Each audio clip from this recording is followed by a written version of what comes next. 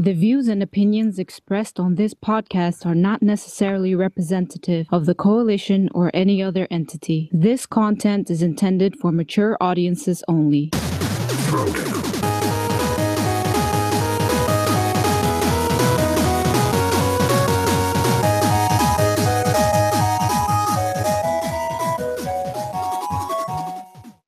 What's going on, people? Welcome to Throwdown, episode 148. I'm your host, Tony Polanco, and tonight I'm joined by Emilio Lopez. Thursday, people. Throwdown time. Chris Seeley. Hey, what's up, everyone? Carlos Romero. What up? Brian Manjoma. Knock 2 in 5 days. Oh, shit. Game of the year. Brett Murdoch. I'd say everybody was kung fu fighting, but it's really just me and Chris. Yes. Shout out to the Throwdown Crickets. And Adam Vale. Ping pong for life. Yo, what's up with that tabletop, man? You bringing it back, man? What's up? What's up? I don't know, man, but I know I'm looking into actually getting a real table. Oh, word? Yeah, probably next week or something. There you go, man. And then the garage, put it against a wall, get like Tom Hanks and the Forrest Gump. But you're going even more high-tech than virtual reality. You're going reality. Reality already. Bring it to the really real world. You know, that's crazy, man.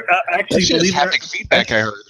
Actually, believe it or not, you are in the biggest, massively multiplayer game in the world because it is as big as the world. You can do anything you want. Pretty much. Yeah, you don't even have to play tabletop. You can just go out and do something else. Yeah, no goggles or controls. What? Yeah. You're talking crazy. Yeah, you're blowing this man's mind away right now, man. Full haptic and sensory feedback. That is the real deal. Yep. Side note. No, I can't bring it up. Forget it. You sure about that? Is it related to gaming? No. Okay, then we'll talk about it after the show. Yep. All right. Okay, so in 1 week, people, 1 week, we will be giving away the collector's edition of motherfucking Sonic Mania, man. And I don't have the music ready, but so who cares? It's all good. Imagine some Sonic music here. Yeah, there you go. Sonic Mania, baby. The game.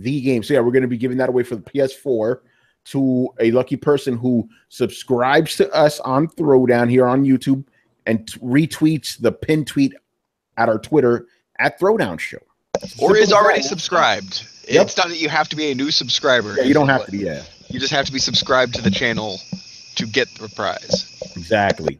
So yeah, again, very, very easy, you know, and we're going to really be ramping things up next week, you know, when we're actually about to give it away. So yeah, looking forward to it, man. It should be fun. I want to give a quick shout out to the people in the chat. I see Reggie in there chilling, Robford, Known Crack, and Studio Bad Guy. It must be the good crack, the known crack. You know, Savage Yuger. What's going on, people? All right, I also want to give a quick shout out to my man Andre Tipton, who joined us last week, you know, last week's episode, which was good, and Richard Bailey Jr., obviously, you know, giving us his thoughts about the Uncharted. I gotta say one thing about Andre. He has got like the shadow skill of like the gaming industry. Yeah, like, you noticed that, right? Like you don't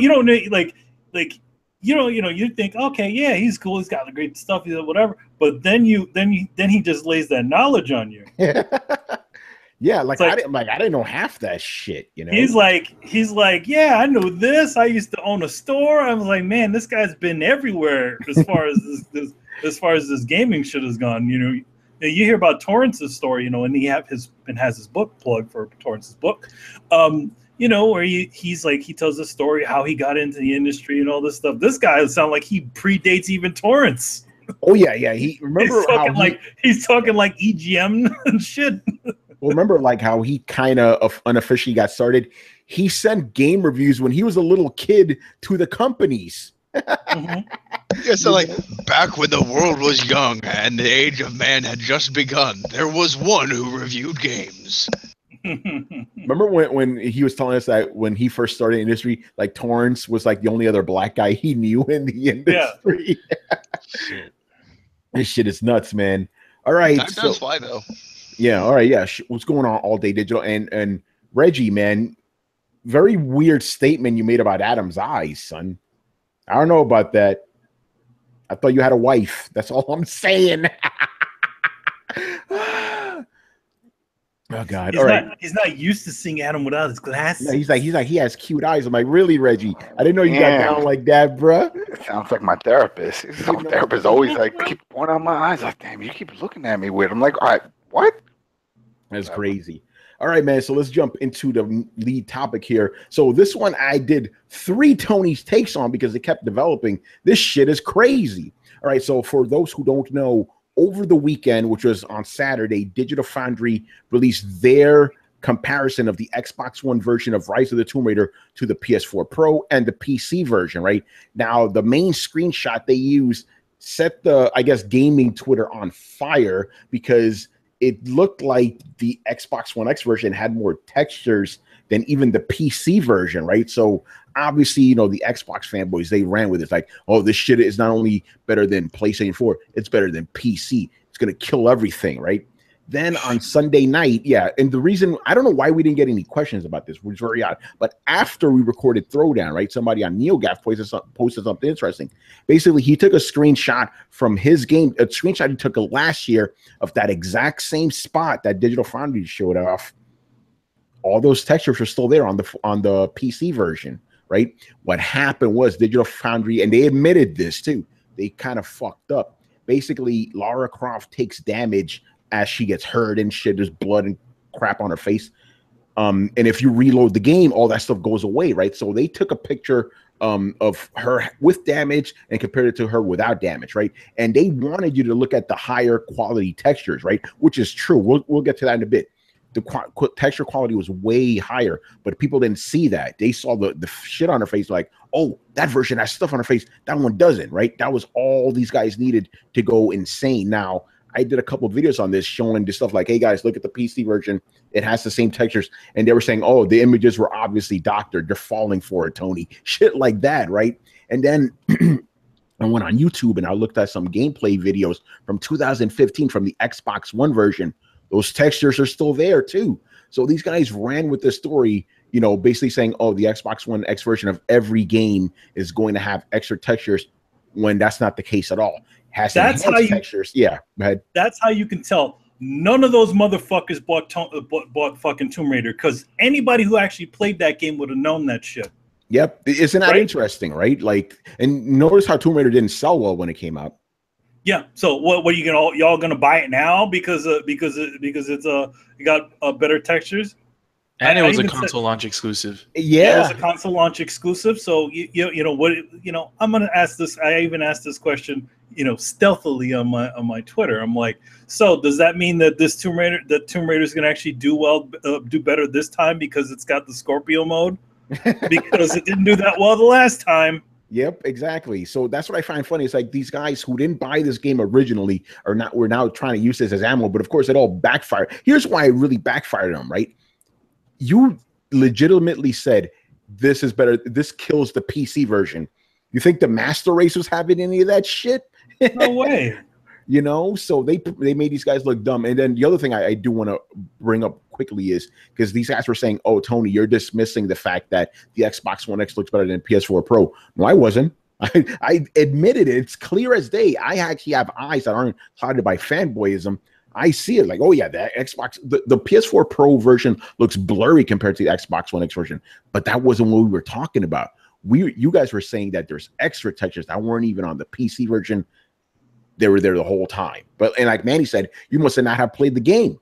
Yeah, yes, you guys didn't play the game because y'all would have known that shit right off. Been like, oh, hey, you know, that's just Lara Croft when she's, you know, you've played the game a little bit longer. Yeah, again, you know, because fanboys, they live off confirmation bias. This was confirmation bias. That little kernel, that's all they needed to go fucking crazy, man.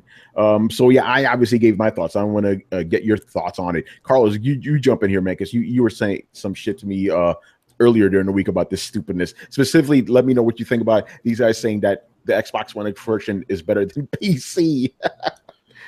Yeah, this is just a whole echo chamber of people who are like ignorant to everything else around in the gaming industry.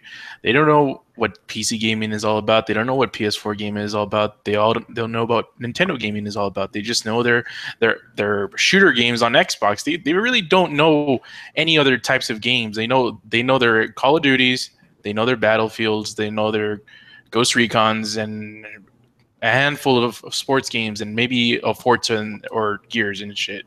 So it's like, it's ridiculous that this kind of thing blew up to the proportion that it did. And it was kind of towards Digital Foundry as well, since they kind of neglected and pretty much threw this for misinterpretation by dumb people.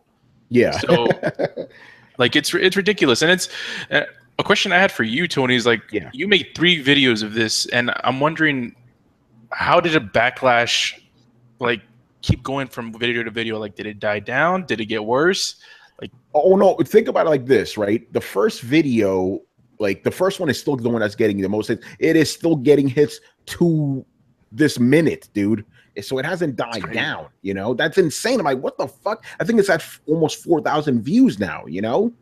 I'm like, okay, that's insane. It just kept growing and growing and growing. But the thing is about the first video, these guys aren't watching the subsequent videos. They're still going, oh, this shit is doctor. It's doctor. You're getting fooled.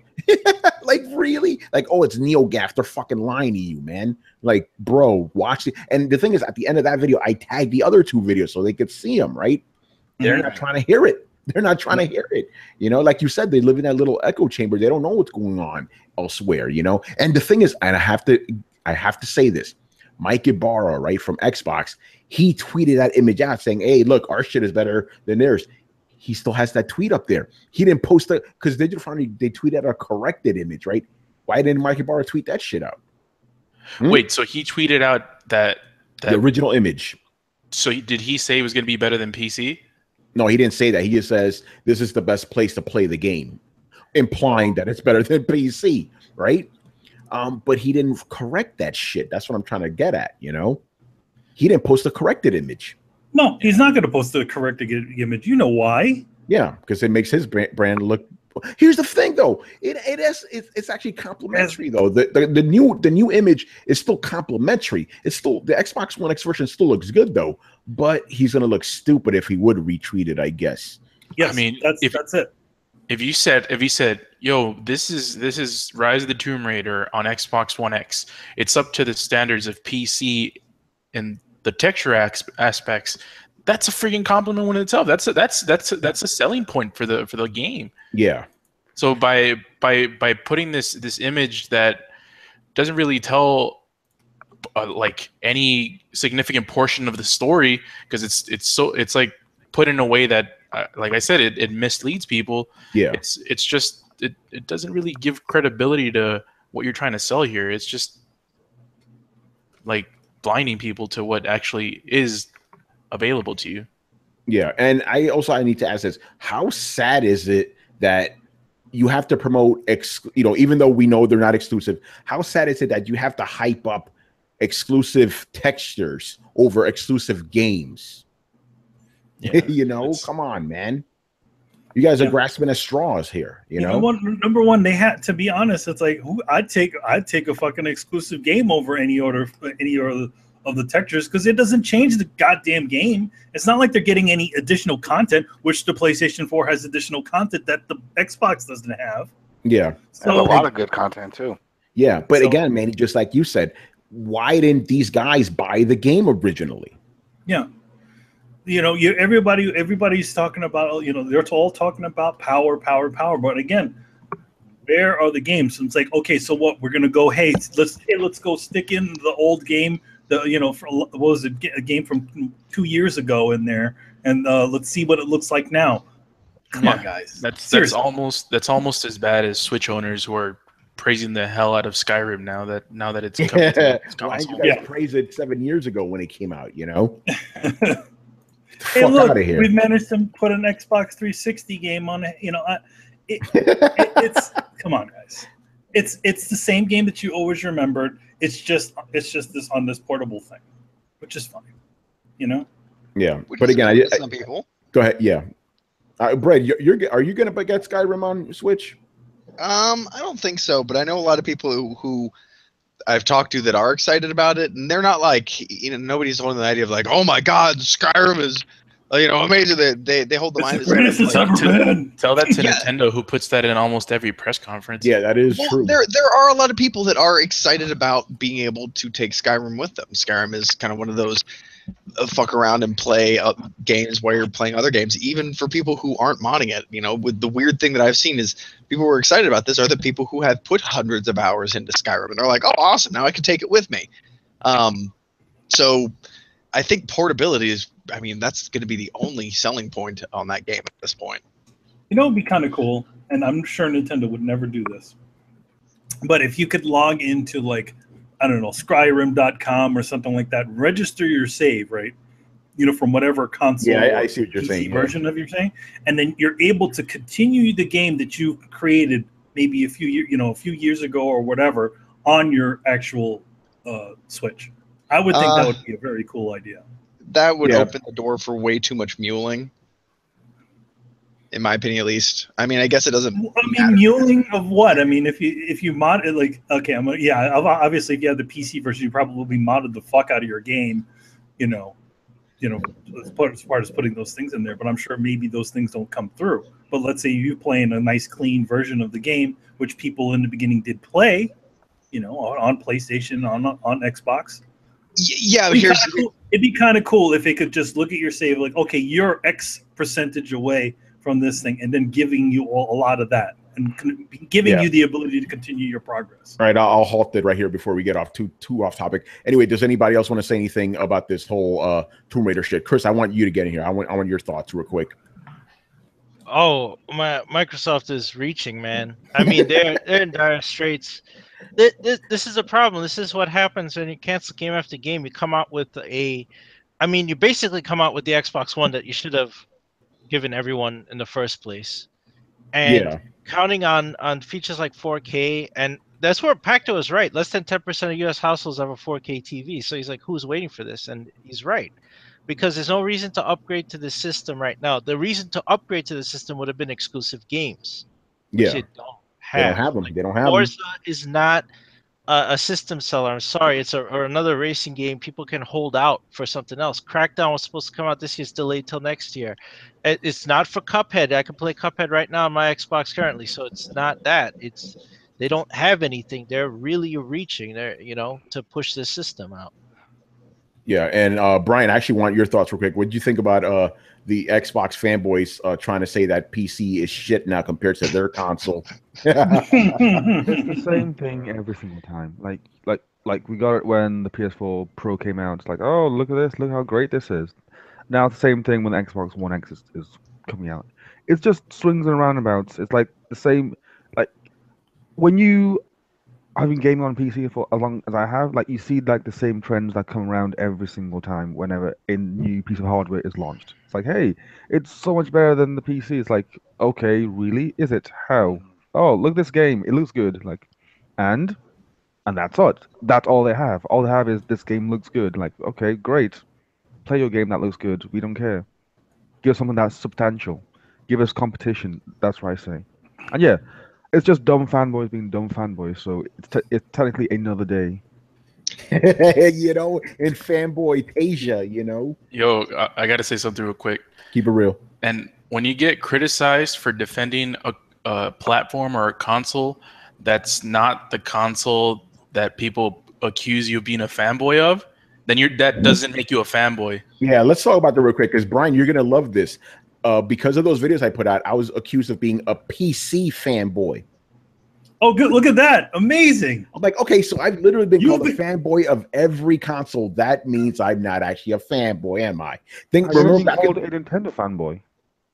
That I haven't got Nintendo fanboy. Thank you, Brian. I need to be called a Nintendo fanboy. Then I'll have it all covered. But yeah, I would like guys were saying, "Oh, you fucking master race asshole." I'm like, okay, like yeah, my PC probably destroys yours, but I'm not really a master race guy. But that's what happened, It's hilarious.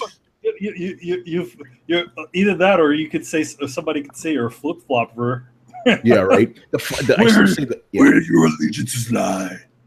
Yeah, I mean, you know where my allegiances lie? Gaming. I don't give a fuck about the box, man. But again, the funniest one was when I was at DualShockers, The entire time I was there, I was considered an Xbox fanboy. Funny because I never even owned an Xbox at that point. You know? Breaking news, man. Dana Abercrombie just called you a Nintendo fanboy. It's official. Oh, fuck. There we go. No. Well, the thing is, Shout out to Dana, you know. You have to be talking about Nintendo in a good light. That's what it is. People they don't like that. Hey, listen, I was playing a lot of Nintendo tonight before the show, man. Are you playing that Sonic Mania? No, actually, I did play Sonic Mania right before. I was playing Sonic Mania. You know what? I'll stop because I'm going to divert the whole thing. Anyway, let's move on here. Unless you guys want to say something about this nonsense real quick. No, I mean, I think we covered it. You know, we covered it. It is what it is. It's just people just overreact. What is going on these days? It's just like everybody's just like they're just grasping at straws to kind of prove their points. Fucking play your game. Shut the fuck up. It's always been there, man. This is just the way it is. It's like that for everything. Sports, movies, everybody has something to say and gets pissed about somebody who doesn't agree. That's just the way it is. Yeah, but it's just worse now, man. You know? Anyway. All right, let's move on, man. Next topic here, some news. Okay, so, Manny, you brought up Michael Pachter before. Let's talk about, actually, Chris did. Let's talk about Michael Pachter. So he said something that got the Xbox guys mad. I'm mad. I'm mad. You mean he did like his namesake? He said what the obvious was. Yeah, this was one of his obvious statements. By the way, I find it funny because people were saying, "Oh, Michael Packer's always been a Sony pony." I'm like, no, he hasn't. He always came off as more of a Microsoft guy. Like to me, he seemed like a neutral / slightly leaning towards Microsoft, but pretty much down the line. You know, you could say what you will about his predictions or whatever, but he never really came off as a zealot or anything, right? But now they're calling him a pony, or just like Pony Foundry. I love how Digital Foundry is the devil to Xbox one day and then the savior the next day. Which is it, guys? You know? All right, so anyway, so basically Microsoft was claiming that the Xbox One X is the highest selling Xbox system of all time, highest pre-orders, right?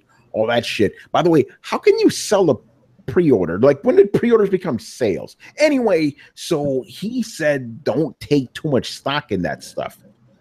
If you guys will indulge me, I'm actually going to read what he said. So he goes, Xbox One is ranked on Amazon in pre-orders a year to date. Last I looked, it was 66. I believe the NES Classic was at number 23. It sold 2.3 million units lifetime, and you know that the bulk of these units were sold last year. So this year maybe 1 million. So if Xbox One X is ranked 48th below that, it's not even close to 1 million. And of course, the Amazon allocation is probably 5 or 10,000 units. So don't fall for the bullshit that comes out of Windows Central that tells you that this is the fastest pre-order console in Xbox history. They only have a couple. The original Xbox didn't have big pre-orders. The 360 maybe, but honestly, who was pre-ordering consoles back then? So of course this was the most pre-ordered console.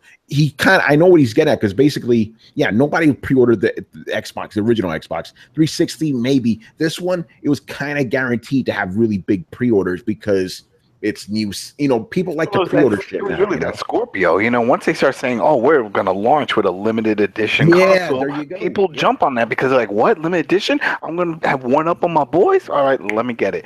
You know what I mean? That's just the way it is. Yeah, it was already kind of seen, but people didn't like him saying that. But what do you guys think about it? Do you think he might be onto something? Like, because I said that they probably didn't have that many of those Scorpios. Do you think he might be on the money as far as like the numbers, like between 5 and 10,000? That kind of seems right to me. Maybe 20,000, but that seems about right. You know, they probably, because it's limited. You can't have a shit ton of limited systems. You know, just like the original version of the Xbox One. Remember the day one edition? Yeah. It was within 2 hours on Amazon, and that was it. They said they were done. So how many did they actually have, for pre-orders? And then a few other sites. So yeah, it was a low amount. And I mean, they're living up to the name. I mean, it's a limited edition. It's a limited quantity. So, whatever. Maybe it was the fastest, but we won't know exactly how many until Microsoft says, "Hey, by the way, we did 5,000. Who knows? We don't know. But we'll find out when they open up the doors for the official, Xbox One X. When we start seeing that, that's when it'll be interesting, because it's like, all right, how many people are really going to run out for something that'll always be out, as opposed to this Scorpio one, which was just, quick limited. Yeah, and How you did know the the Minecraft hardcore one guys. do? I know about guys who like bought 3 of these systems. You know, instead of buying a PC, they just bought 3 systems. You know, What, they're gonna tether them together and make some super mission? No, you know, they Triple could X. start. They could start folding, Triple folding X. protein. Or something like that. It is triple X if you link them all together. You know? Oh man. Adam's about to spill his coffee, son. Like, oh, you know, I got 3 Xbox. if I had it, that'll be the first thing I do this stream. If I got an X, I'll plug it in the whole time, be like, yeah, power, you know, just spazzing out. Oh, know? does that mean you're gonna be like He-Man? You know, like you lift it up in the air and then like lightning is just gonna hit it. And then I have the power. Every time I make like a U-turn or a left turn in my Forza car, I get a strobe light, just flash. You know, just going hardcore like a death metal concert. It's like, this is power. What you need to do is you need to take one of those systems out into the streets, find a Sony pony and beat his ass with it, you know. Feel the power of the Xbox, motherfucker. You mean like a Yakuza game? You just walk out just like yeah. By the way, I want to give a shout out to a Smoky Dog on YouTube. He does he used to do a lot of gaming stuff. Then he started doing more political stuff, but then he came back to the gaming stuff to make fun of these guys about the whole Tomb Raider thing. Like the way he starts the videos, the first 3 minutes is him doing an exaggeration of what the Xbox sound like. It was the funniest thing. It's like, that's right. Me and Aaron Greenberg, we're gonna shove our green cocks on your throat. Oh man, but yeah, Michael, I believe him. But the thing is, again, one of these obvious statements. It was a small, like, you know, they only had like a few thousand of these. Of course, it was gonna fucking sell out. You know, because again, there was these sites, Windows Central, saying, "Oh, this is amazing. They didn't expect this." Yeah, they did. Get out of here. You just said it. Windows Central. You know what I mean? It's like.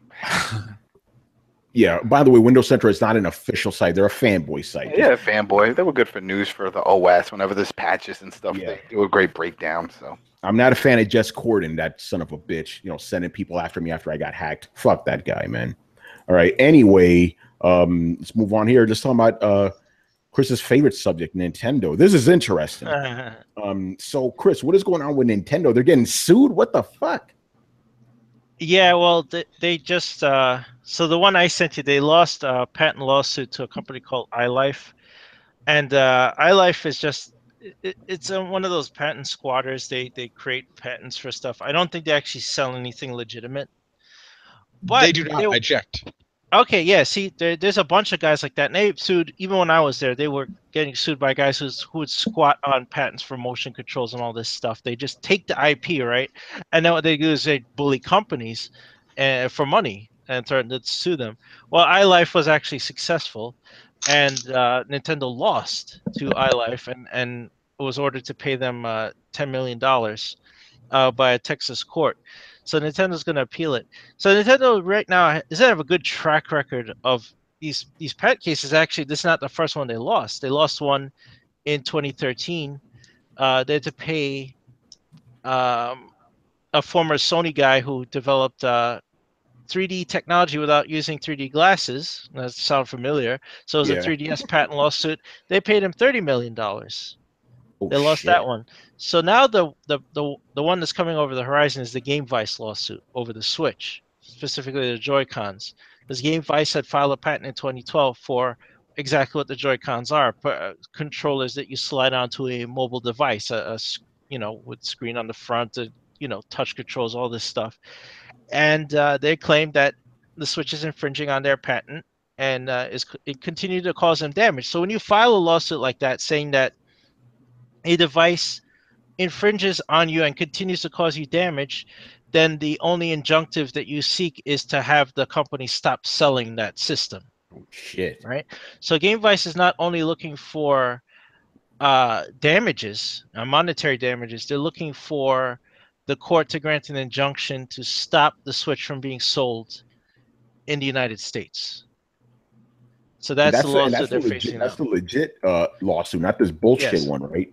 Yeah, no, Game Vice actually makes controls. Whether you want to call them a bullshit company or not, they actually make a product, right? They're not just filing patents and bullying companies. They were called WikiPad back in 2008. They've been around since 2008. They made a device that did it's not the Switch, it's not comparable, but they had the slide on controllers and everything. And they do that now for Android and iPhones.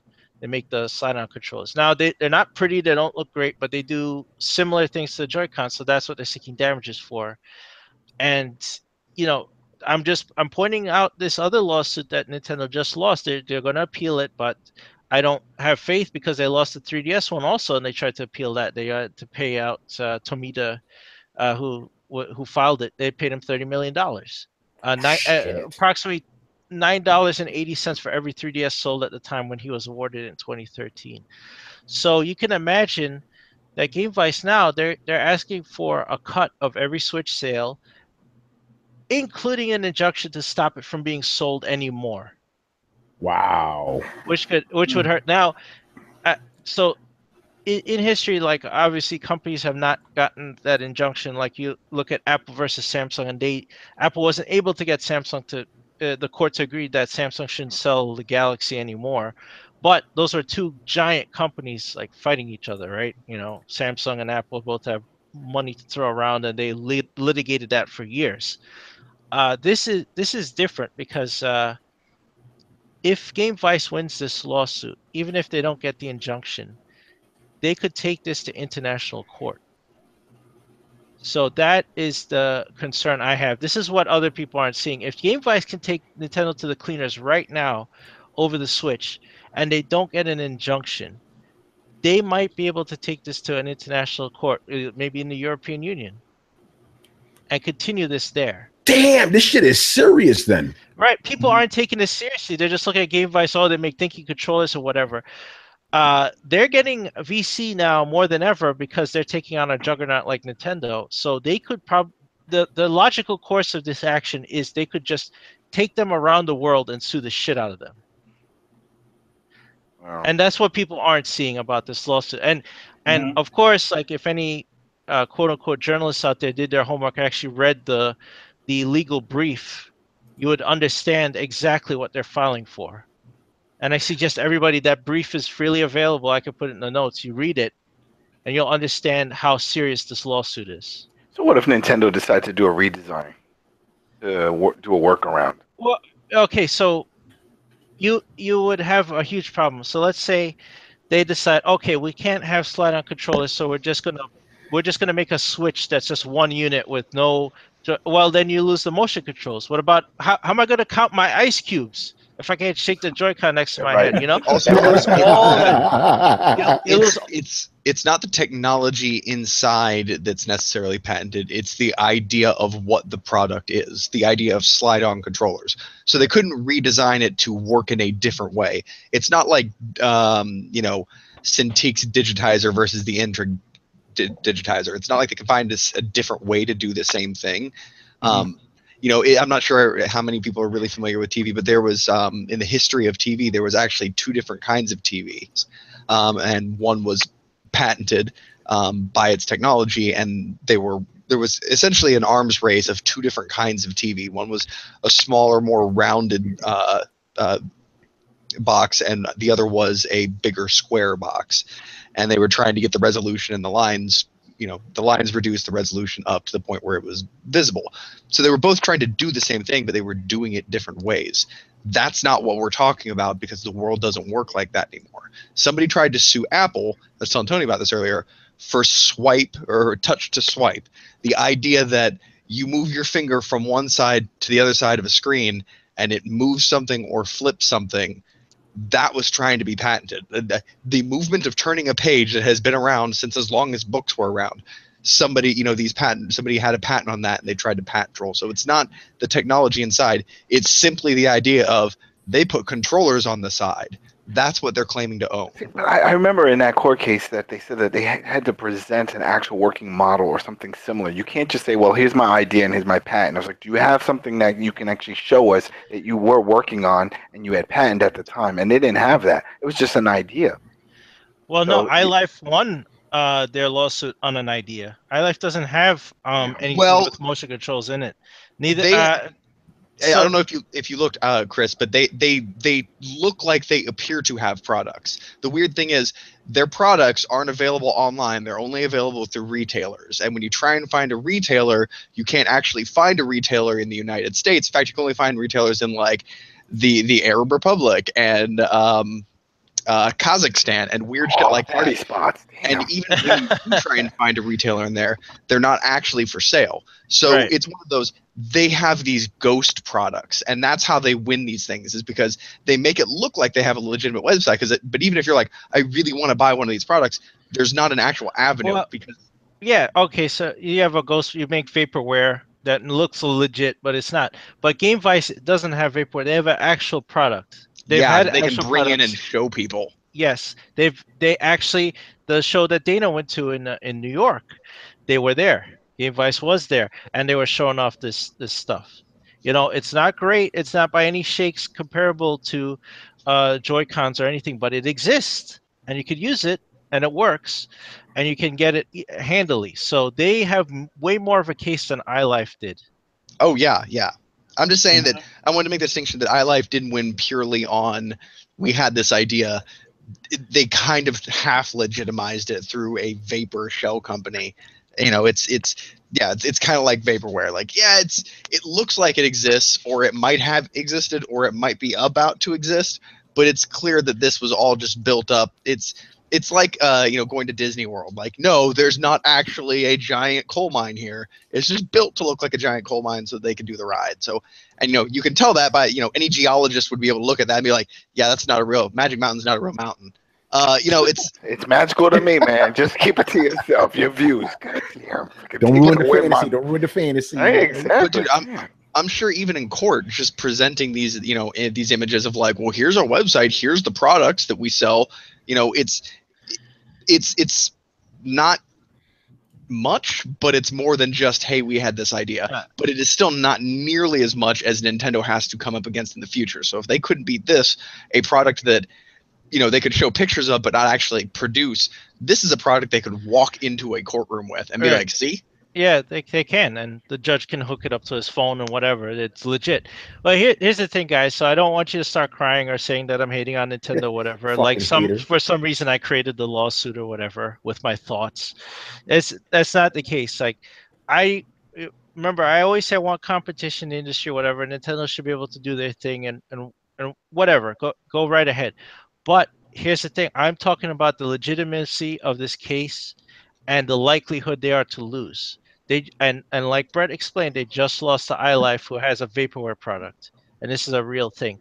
Now, I don't think that in a summary judgment they will get an injunction to stop the Switch from being sold in the United States, but that doesn't mean Game Vice can't take Nintendo to the cleaners for every Switch sold, and that doesn't mean they can't continue it in international court. So that's what I'm saying. Watch out for.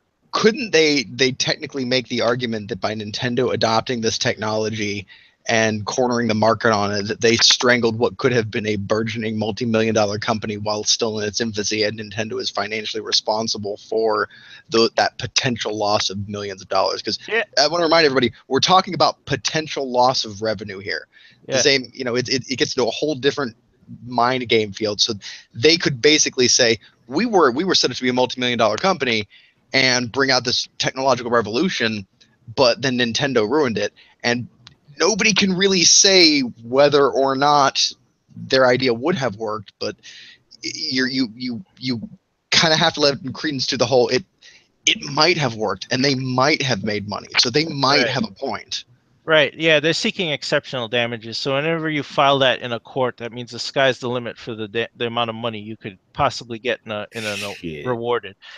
So so they have the patent. So they're asking an award of damages sufficient to compensate Game Vice for Nintendo's infringement under U.S. copyright law, and they state the law that the case be found exceptional under the next clause of the law. When you file under exceptional, that means the sky's the limit on money. It could go into billions if you want. Cost and expenses, of course, attorney fees and all that stuff. And I encourage people to not read most of the the articles on this stuff because everybody has fifis in there and saying that this can't be and how dare they sue Nintendo. Go read the lawsuit. Go read the game brief and go look at the history of Game Vice and judge for yourself before you read all the fifis out there and understand that this is a real problem.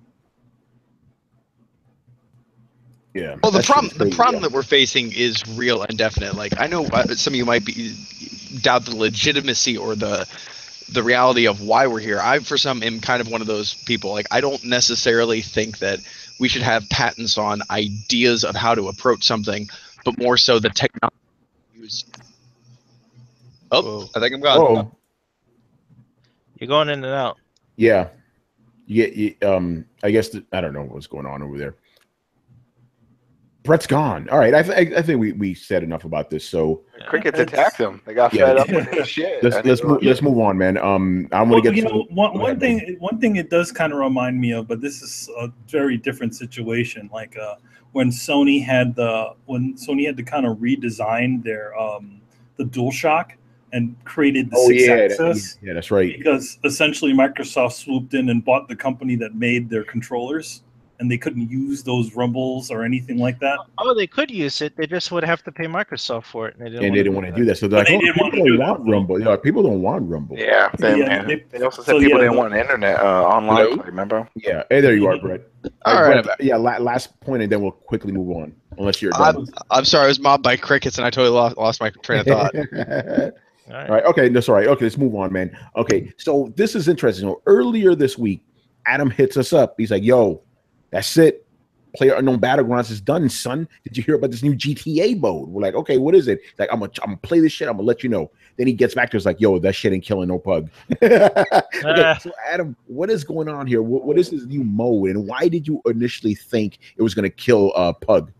Well, it was because the way the propaganda came out, and that's what GTA calls it. They send out these emails, and it's their propaganda, and it's called Motor Wars.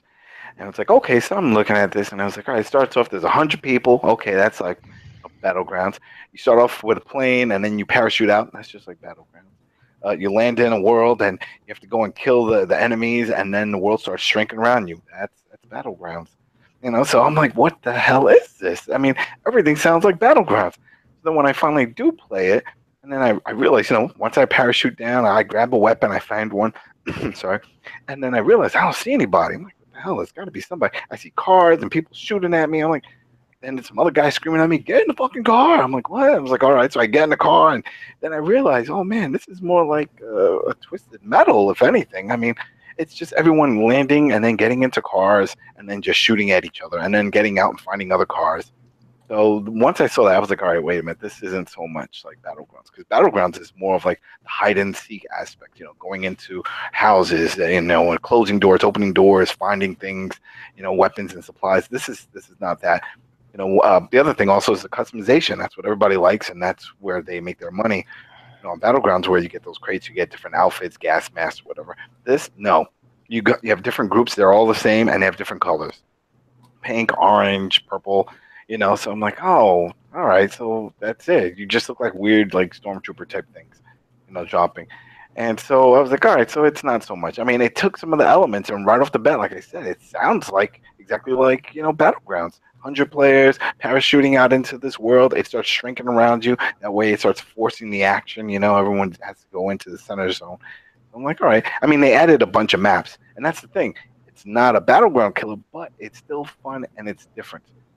So I could see it, a lot of people still playing, and it's still within that world. You can still level up, you can still earn money, so it's fun, but it's not what the way a lot of people thought it was going to be. So, because I was thinking, I was like, damn, man, if this, we all know the install base is ridiculous, like 60 million copies sold. It was like, if this catches on Pug is eight now. I'm talking about GTA. Oh yeah, it's fucking insane. Yeah, it's 60 million. It's got a huge install base. So like, let's say if it did catch on and this was it, because everyone knows modes get cloned. We saw with Gears of War and Homeworld's mode, so it's just a matter of time. It's just that this came out of nowhere. Ubisoft said we're looking into our own version of Battlegrounds for their games. They openly came out and said that. Rockstar didn't say shit. They just dropped this damn thing. I was like, now it's available. Go get it. But so we'll see what happens. But just didn't have that feel but I felt that if it did, and man, that could really hurt Microsoft because I mean, it looks like Battlegrounds on Xbox is coming sometime in December. So I'm like, damn, if this takes off and people start jumping in, obviously it does look better. I mean, everybody knows that graphically, PUBG is not the prettiest game out there. Yeah, it looks like shit. It does look Let's like be real. Yeah. So if this would have taken off, then it really hurts the sales because I think, the Battlegrounds could be a console seller, on consoles. I think that a lot of people jump on. It may not look great, but it's fun and it's what people are playing. So. Yo, this dude Tony, you had me fucking laughing. Yo, you put that shit in the bag in the box. Tony Polanco, yeah, that shit looks like shit. Wait, what happened? No, like when he's like, when Adam's like, yeah, no, Pug doesn't look that good. You're like, yeah, it looks like shit, and I'm like, yeah, put that shit in the bag of the box, man. Yeah. Tony Polanco of Geek.com says right. Battleground looks like shit.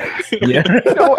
And it's funny though. It's funny because if you read some of the chats, especially on Steam, and the questions. I'm sorry, the game looks like fucking shit. Wait, it really does, man. And then a lot of people are like, well, it's still in early access. They're really trying to hone in on the gameplay first, and then the graphics and stuff can be tacked on after. So there's people that are just, coming out with excuses for whatever, and that's fine. It is early. I mean, it's still not finished technically. Yeah, so, but that never happens, though. It never looks. No, it doesn't. That shit's gonna look exactly like that, bro. Look at fucking Counter-Strike. That thing still looks like Doom after all these years, man. But think about it. They're gonna have to do something different because there's no fucking way that what we're seeing on PC is gonna launch on an Xbox X. Because then people will be like, "Yo, my Xbox is shit. It's not doing anything. Do you see what I'm playing? Yo, oh no, it'll do. Hey, listen, it'll play it in 4K with 4K compromise. 4K, but without 4K graphics. What the hell is that? Like Minecraft, son. Like Minecraft. Yeah, that's exactly what I was going to bring up. Just Minecraft. I mean, they have a formula that works. It doesn't matter how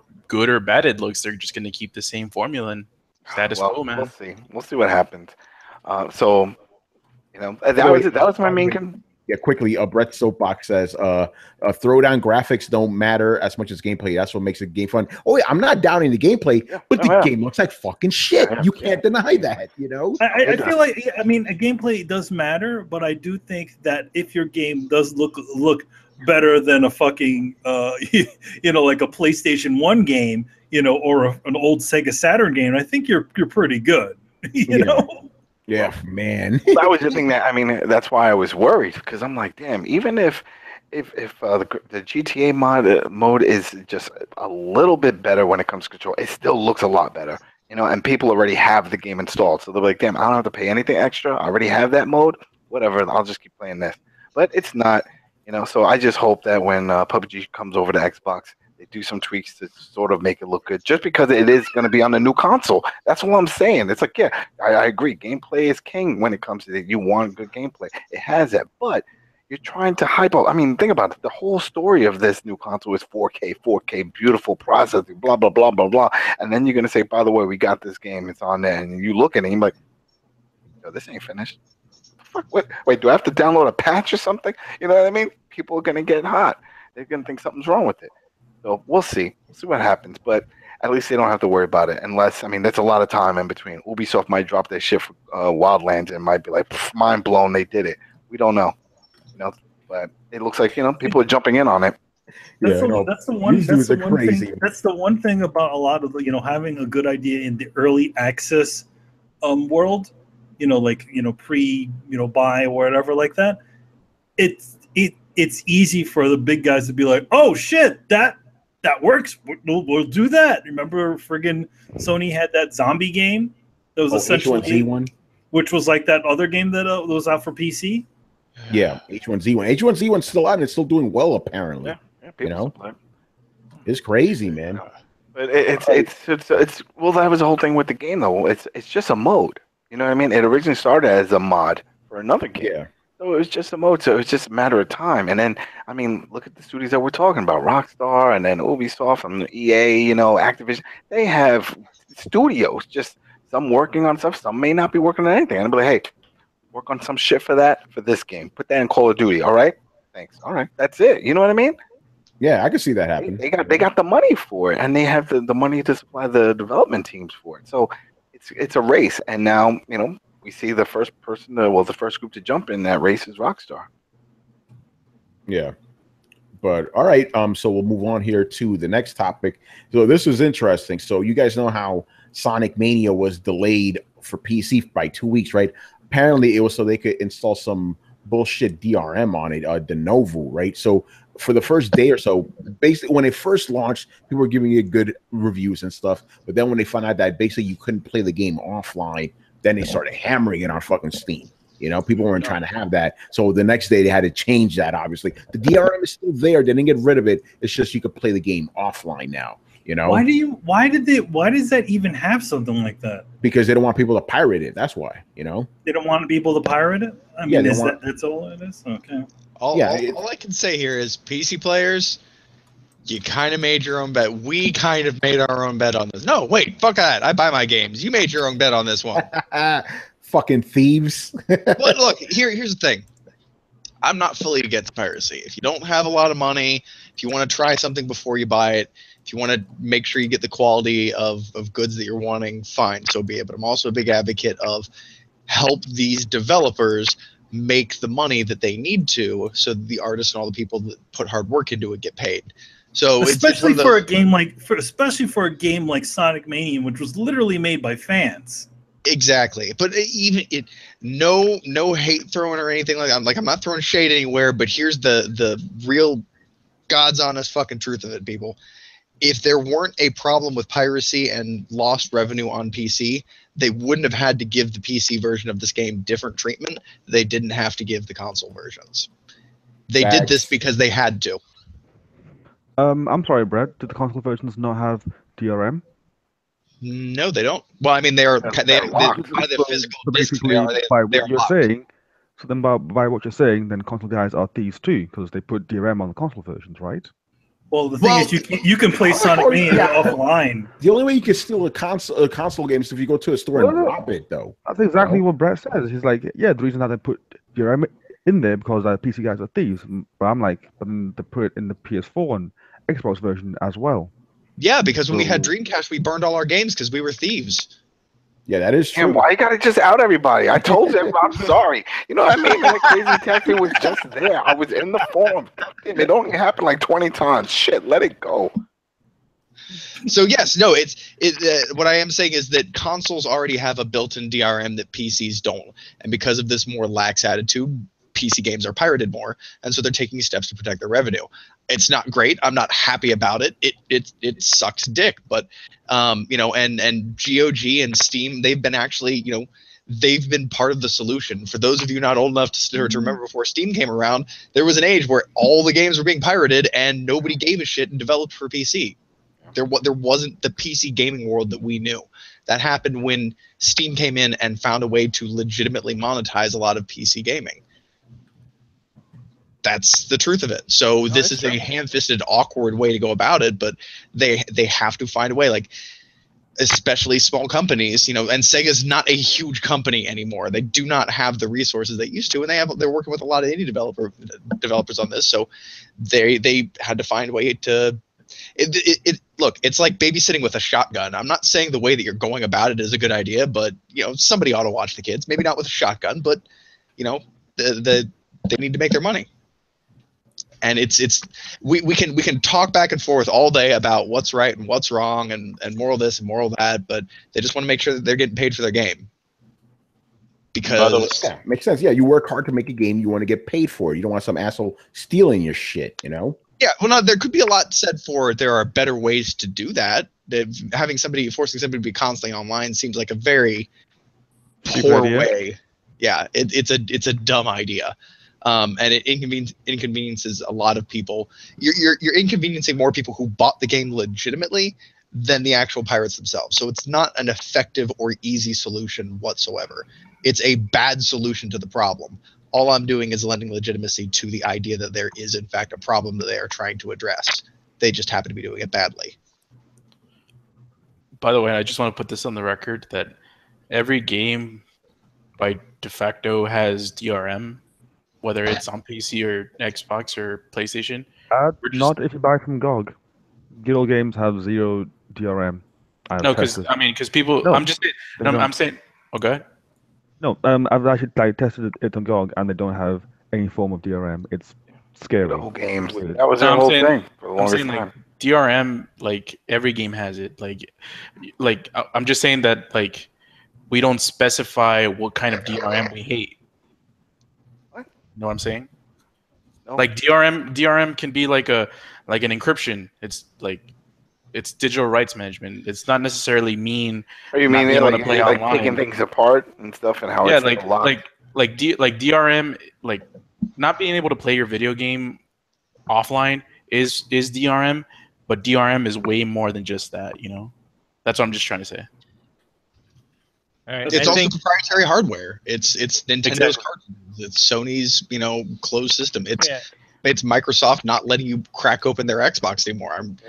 Exactly. Yeah. Yeah. The first time I did that was a fucking party, and they cracked down on that shit fast. Do you remember with Sony Music where their CDs, if you put it in the computer, it wouldn't let you rip the CD? Yep. Remember that was a thing. That a lot of people were pissed. They were like, because that was during the time when everybody had an iPod. They were like, "Oh, I'm going to load my music on this," and it's like, "Nope." They're like, no, you're not. Nah. Yeah. All right. So we'll move on here to this is a funny one. Very interesting one. Okay, so Capcom is re-releasing Street Fighter 2 for the Super Nintendo, the actual Super Nintendo cartridge, like all that shit. They're releasing it, right? It's not gonna really be Capcom. It's through another company. No, it's Capcom and 8-bit. I am 8-bit, right? They joined together and stuff. Don't they do the controllers? Huh? Yeah, they do. Okay. They do a bunch of shit, you know. That's when I did that controller right. you got. They That do the Bluetooth. controller. No. I have 8-bit do. I am 8-bit. They do like a whole bunch of. They did like the No Man's Sky Special Edition and shit like that. But yeah, they teamed up with Capcom and they said this is going to be the first of a whole bunch of these re-releases. Right now, the interesting thing is the warning on it is interesting. Basically says you may not want to put this inside of your old Nintendo console because it may cause it to set on fire. So I'm wondering, is this really something that could happen, or is it just lawyers trying to cover their asses? Because it's the same game on the same system. They're not doing anything new to it. It's just like different colored and shit. Well, But then again, Chris, you remember what happened to your boy with the Atari 2600? The Master System, yeah. The Master. Yeah, see, so burned out. Yeah, at least it didn't catch on fire. That shit just broke before it could overheat, but smoke started coming out of it for sure. yeah, so they're worried. Like, yeah, guys, like this is just meant to be something you show off. Like, you can play it, but just be warned, we may set your shit on fire. Go ahead, Brett. It just seems like a bigger risk than the reward would give you. Yeah. How much are they charging? 100. Fuck it. Because it comes with a bunch of other shit, You could probably get a real copy of Street Fighter 2 for less than that. Yeah, that's the thing, though. It's like this is being marketed to the hardcore collectors guys, right? Those hardcore collector guys they already own the game. Yeah, they already have the game. And again, there's nothing special about this aside from the color and some of the shit it comes with. Nothing special about this, Yeah, I don't. I mean, it's a cool idea that they're doing, but I mean, to be honest, I don't know if it could cause your Nintendo to catch fire, which means that there's something different in that cartridge. It's not an exact replica of that not a spot on a reproduction of that whatever the cartridge was. Yeah.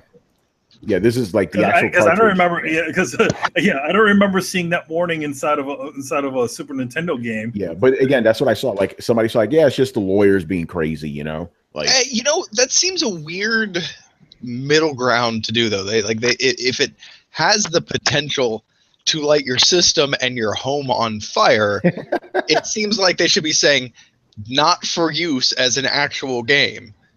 Yeah. Just don't even take the chance. Little bit warning. Don't use it. It won't work. But then that also clears out a bunch of people that are potential buyers. Yeah, I know. It just seems like a shitty, weird thing to do. Like, they're just being like, yeah, so this thing might burst your system into flames. We're not going to be responsible if your house burns down, but yeah, we'll sell it to you for $100 if you want. Personally, I looked at it. I was like, okay, that's interesting. But I hate that fucking cover of that Street Fighter game, of the original Street Fighter 2 for the Super Nintendo. Ugh, those ugly ass covers. So American I was like, cover. even if I had the inkling of buying it, instantly seeing that cover, just be like, throw that shit out. I hate that ugly cover. Did that prevent you from getting when you were a kid? No, I bought the damn thing because it was Street Fighter, but I hated that fucking cover. You don't like And the Blanca Genesis showing one? up? The Genesis one was also shitty. Like, why couldn't you just keep the fucking Japanese art on there instead of that stupid ass lousy paintings they like putting on things? This is America. So wait, this is America. Okay, so America's a really bad painting. Fuck you. Kristen says, is it possible that they're just saying that because the SNES is not a system currently in production and can't be fixed through the manufacturer? Maybe. I think it's just lawyers trying to cover their asses, to be honest. I definitely think it is lawyers, like covering their asses, but at the same time, they're also not trying to say stuff like not to be played or something like that. Yeah. Yeah, I would think they would just put out a very direct statement. Do not put this, thing in your Super Nintendo. And I wonder if what they used to press the boards, maybe those components they use, they have to try to replicate the old boards. Maybe they're just using some kind of emulation or something that's not meant to run for a long time. Yeah. I don't know. I think that's what it is. Maybe there's some chemical within the plastic that's flammable. That from heat or something. I don't know. It hits a certain temperature and just could light up. Who knows? What are you? It's like, what are you talking about? My Super Nintendo was flame retarded. That's why it's turning yellow. So it just seemed okay. Does it seem weird to anybody else that they are having trouble replicating solid manufacturing from technology that's like 20 years old at 3 times the original cost? It's not that at all, Brett. But it's that this is a limited run of this thing, right? They're not going to make a fab and press boards for this one thing, right? You have to try to make it as they want maximum profit. You make it as cheap as possible. If you have to stick a Raspberry Pi board in there with the proper connectors, they're going to do it, right? But that shit ain't meant to run in a 30-year-old console. That's probably so. You have something like that going on. Why not just? See, that's the thing. If I'm buying it's $100. They go, thank you, and they put it right in their pocket. I know they're the assholes here. I'm just saying, if I'm buying a legacy cartridge for $100, I want it to be the exact same. Like, if I broke that thing open, I want it to be soldered in these same fucking spots that the original one is. It should be a true one-to-one recreation of the original product, instead of just slapping a face mask on and being like, look, it has the same box art. Inside, it's not the same thing. But and if it were like a $40 or $50 thing, sure. But like at $100, I feel like it should be, we just reproduce a small run of these. Right. Hey, Adam, what's that thing you have for your GBA that holds ROMs? That's my Everlast. The Everlast, it could be like that. My EverDrive, my EverDrive. Yeah, Capcom could have made like a cheapy EverDrive and in a Super Nintendo housing, right? It's got one game on it, but maybe they made it themselves. Maybe it's not meant to run for a certain amount of time or whatever, And it has its own battery in it, so maybe that's it. Maybe that cartridge has a battery for the memory or whatever, and that could overheat. Yeah, yes. There's a number of reasons, but I doubt if you crack that thing open that it's a legit classic board. So the same exact way. I'm just making an arbitrary stand there. And by the way, Brett, it's a 27-year-old console. Goddamn world. Yeah, right. Shit. Oh God, I didn't do the math. Ouch. Damn, go ahead. All that shit came out. That's the sad part. Like, I remember seeing the commercials for these things. You know what I mean? Dude, I remember that Christmas night, right? Fucking, like, I stayed up till midnight, cracked that shit open, played Super Mario World all fucking night, man. I didn't sleep. I just kept playing, That was 1991. I was 11. That was shit is crazy. And one of the best early birthdays I can remember was my mom's boyfriend at the time was trying to get good with me. And he said, come on, we're going to go get you something for your birthday. We went to the Wiz. Not only did he get me... Wiz bringing it back! Not only did he get me the Nintendo, the NES with Duck Hunt and the gun, he bought me a 13-inch TV to use it on. Oh, shit. In my room. Yo, that's what's up. I was like, are you kidding? Because at first I'm like, all right, I'm going to get this. And then he was talking to the guy and he was like, yeah, you plug into your TV? No, he's going to need his own TV. And I was like, what? And I went and I got, man, I was, in fact, it even came with the Robbie the Robot. Remember the robot? Yeah, I Yeah, remember. Robbie Yeah, the Robot. I had the Yeah, man. robot, I had the gun, I had a TV. I'm like, oh my God, this Man, is you gonna were be my new chilling. dad. All I know, here's the thing. All I know is you just had it one time, and then you're giving me your old Atari. You're like, I don't need this anymore. Yeah, I was like, I'm like, oh, and I'm at the time, I'm like, yes, an Atari. I always wanted one. And then I see what you got. I'm like, oh. Oh man. Oh man. All right, and let's move on here to the last topic. This one annoyed me. Okay. So Capcom is bringing back Puzzle Fighter, which is great news, right? Puzzle Fighter, one of the best puzzle games out there.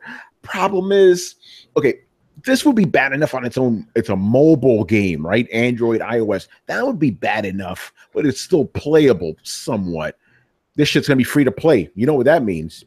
Microtransactions out the ass. Yep. Want to play that means right? a microtransaction. Yeah. You want to unlock Hagar? $199, you know? Come on, man. The biggest part of this I thought of was like, not only that, I was like, man, the art in this shit is ugly. Yeah, we'll talk I don't about the want art. this. Yeah, we'll talk about that art in a bit. But yeah, how disappointing is that? It's like there's no bigger boner killer than hearing that one of your favorite fans are coming back as a fucking mobile game. You know, come on, man, get that shit out of here. You know, Hey, but yeah, people don't play mobile games, remember? No, they do. That's the problem. Most people No, think about it like this. There are going to be more people that are going to know Puzzle Fighter through this shit than the real Puzzle Fighter, man. Yep. And they're going to get confused because they're going to see the original version is called Super Puzzle Fighter 2. Yeah, that's right. What a sad day, man. Imagine if they brought back Legacy of Kain as a mobile game. I'd have to go stab somebody, you know? Which game was it where you were running and you use your little sickle and it's in a storm and you're just blocking ninja stars and just chopping people? What was that called? It was on NES. It was probably he was running and he had the sickle and he was just cutting people up and you throwing ninja stars. It's not a sickle. It's just a little. He's got a samurai sword. It's Were you talking about Demon Sword? No, the other version of it. The first one.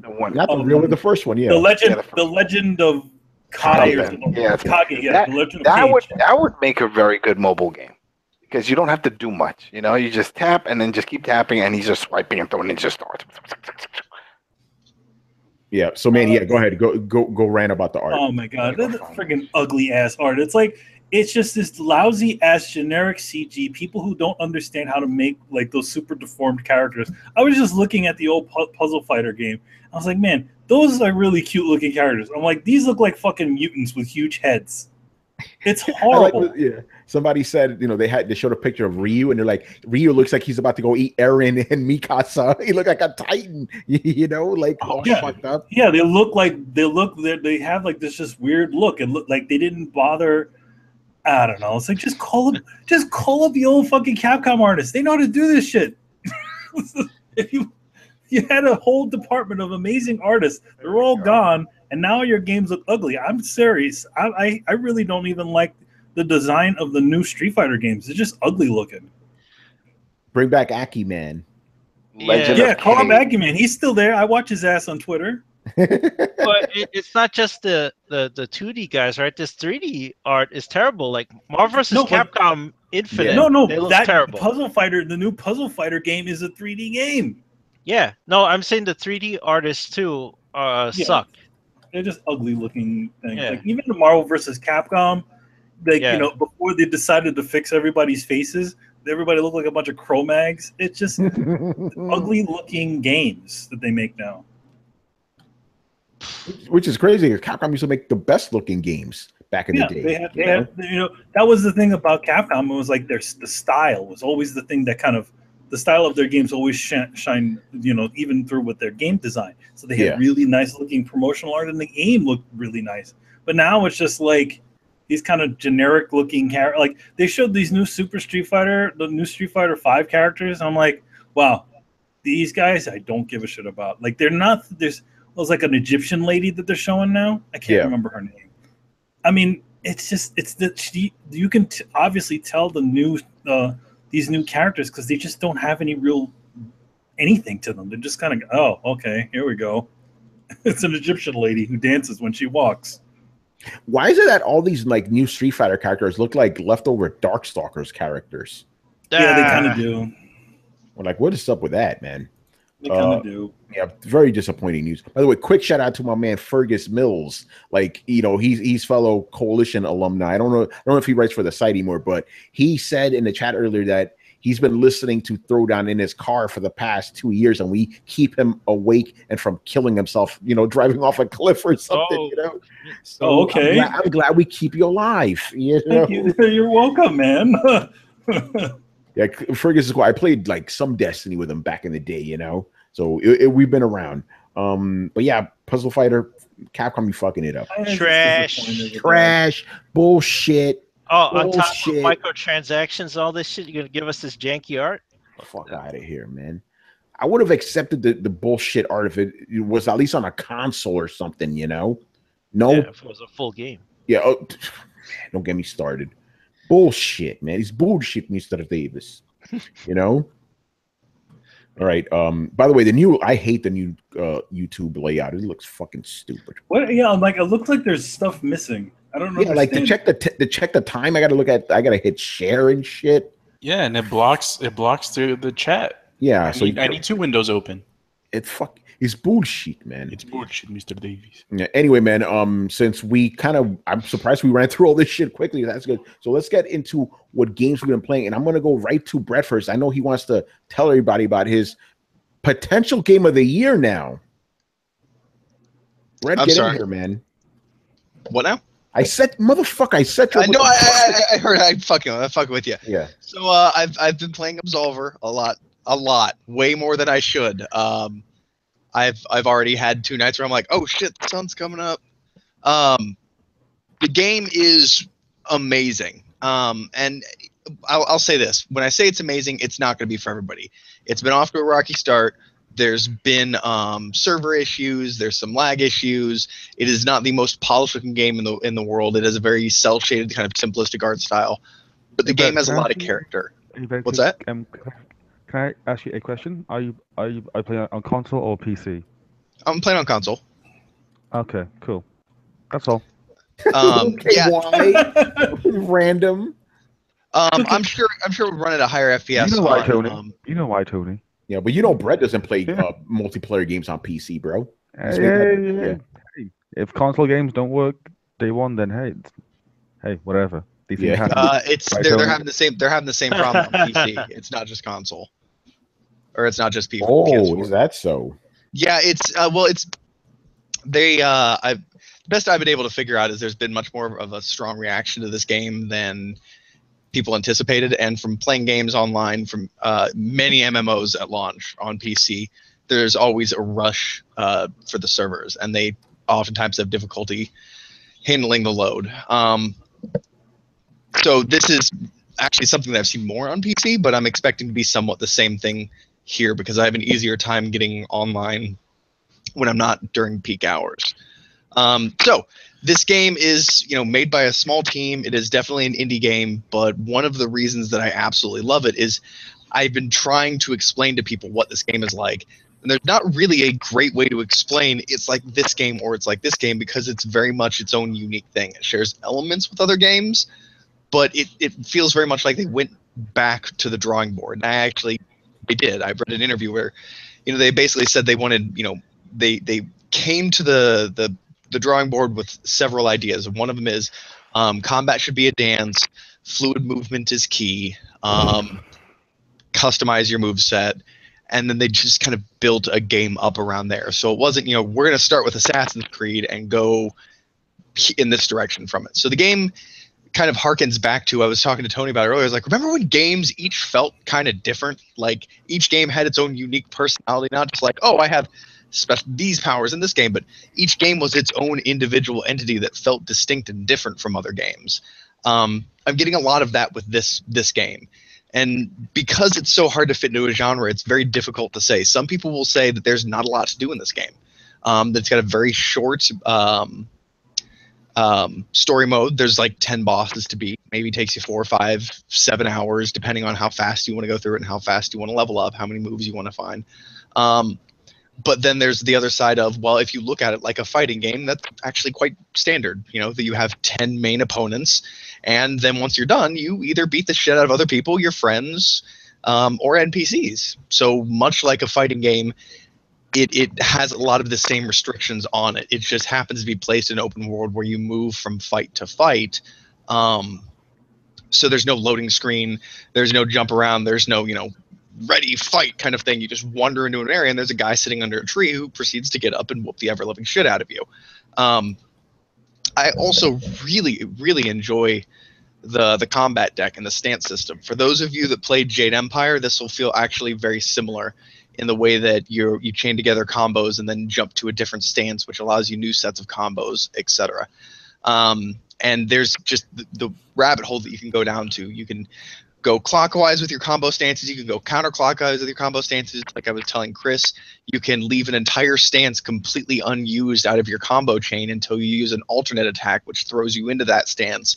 So you can go almost an entire fight not using 3 or 4 moves that all of a sudden, if shit goes south, you surprise somebody who thinks that they've learned your entire combat deck. So the metagame in this is incredible in the sense of reading your opponent, measuring distance, the pace of your attack, how you've built your combat deck, how much you want to be able to psych out your opponent, how much you want to be defensive versus offensive, even down to you can feint any attack and it'll drop you out of the attack, as well as you have defensive movers that allow you to counter and dodge. So it's actually a surprisingly in-depth fighting game, and it has a lot. It's almost a little overwhelming at first because it doesn't tell you a whole lot, but all the moves chain together beautifully. And I've even noticed little touches like if you chain together the animations, or if you chain together your moves correctly, they flow directly from one animation into another. They don't stop and reset back to their position. So,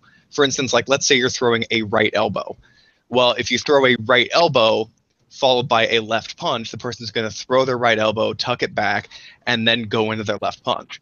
Whereas if you throw a swinging right elbow followed by a left elbow, they will swing their left elbow back, but then instead of retracting it, they'll then just swing their left elbow back too.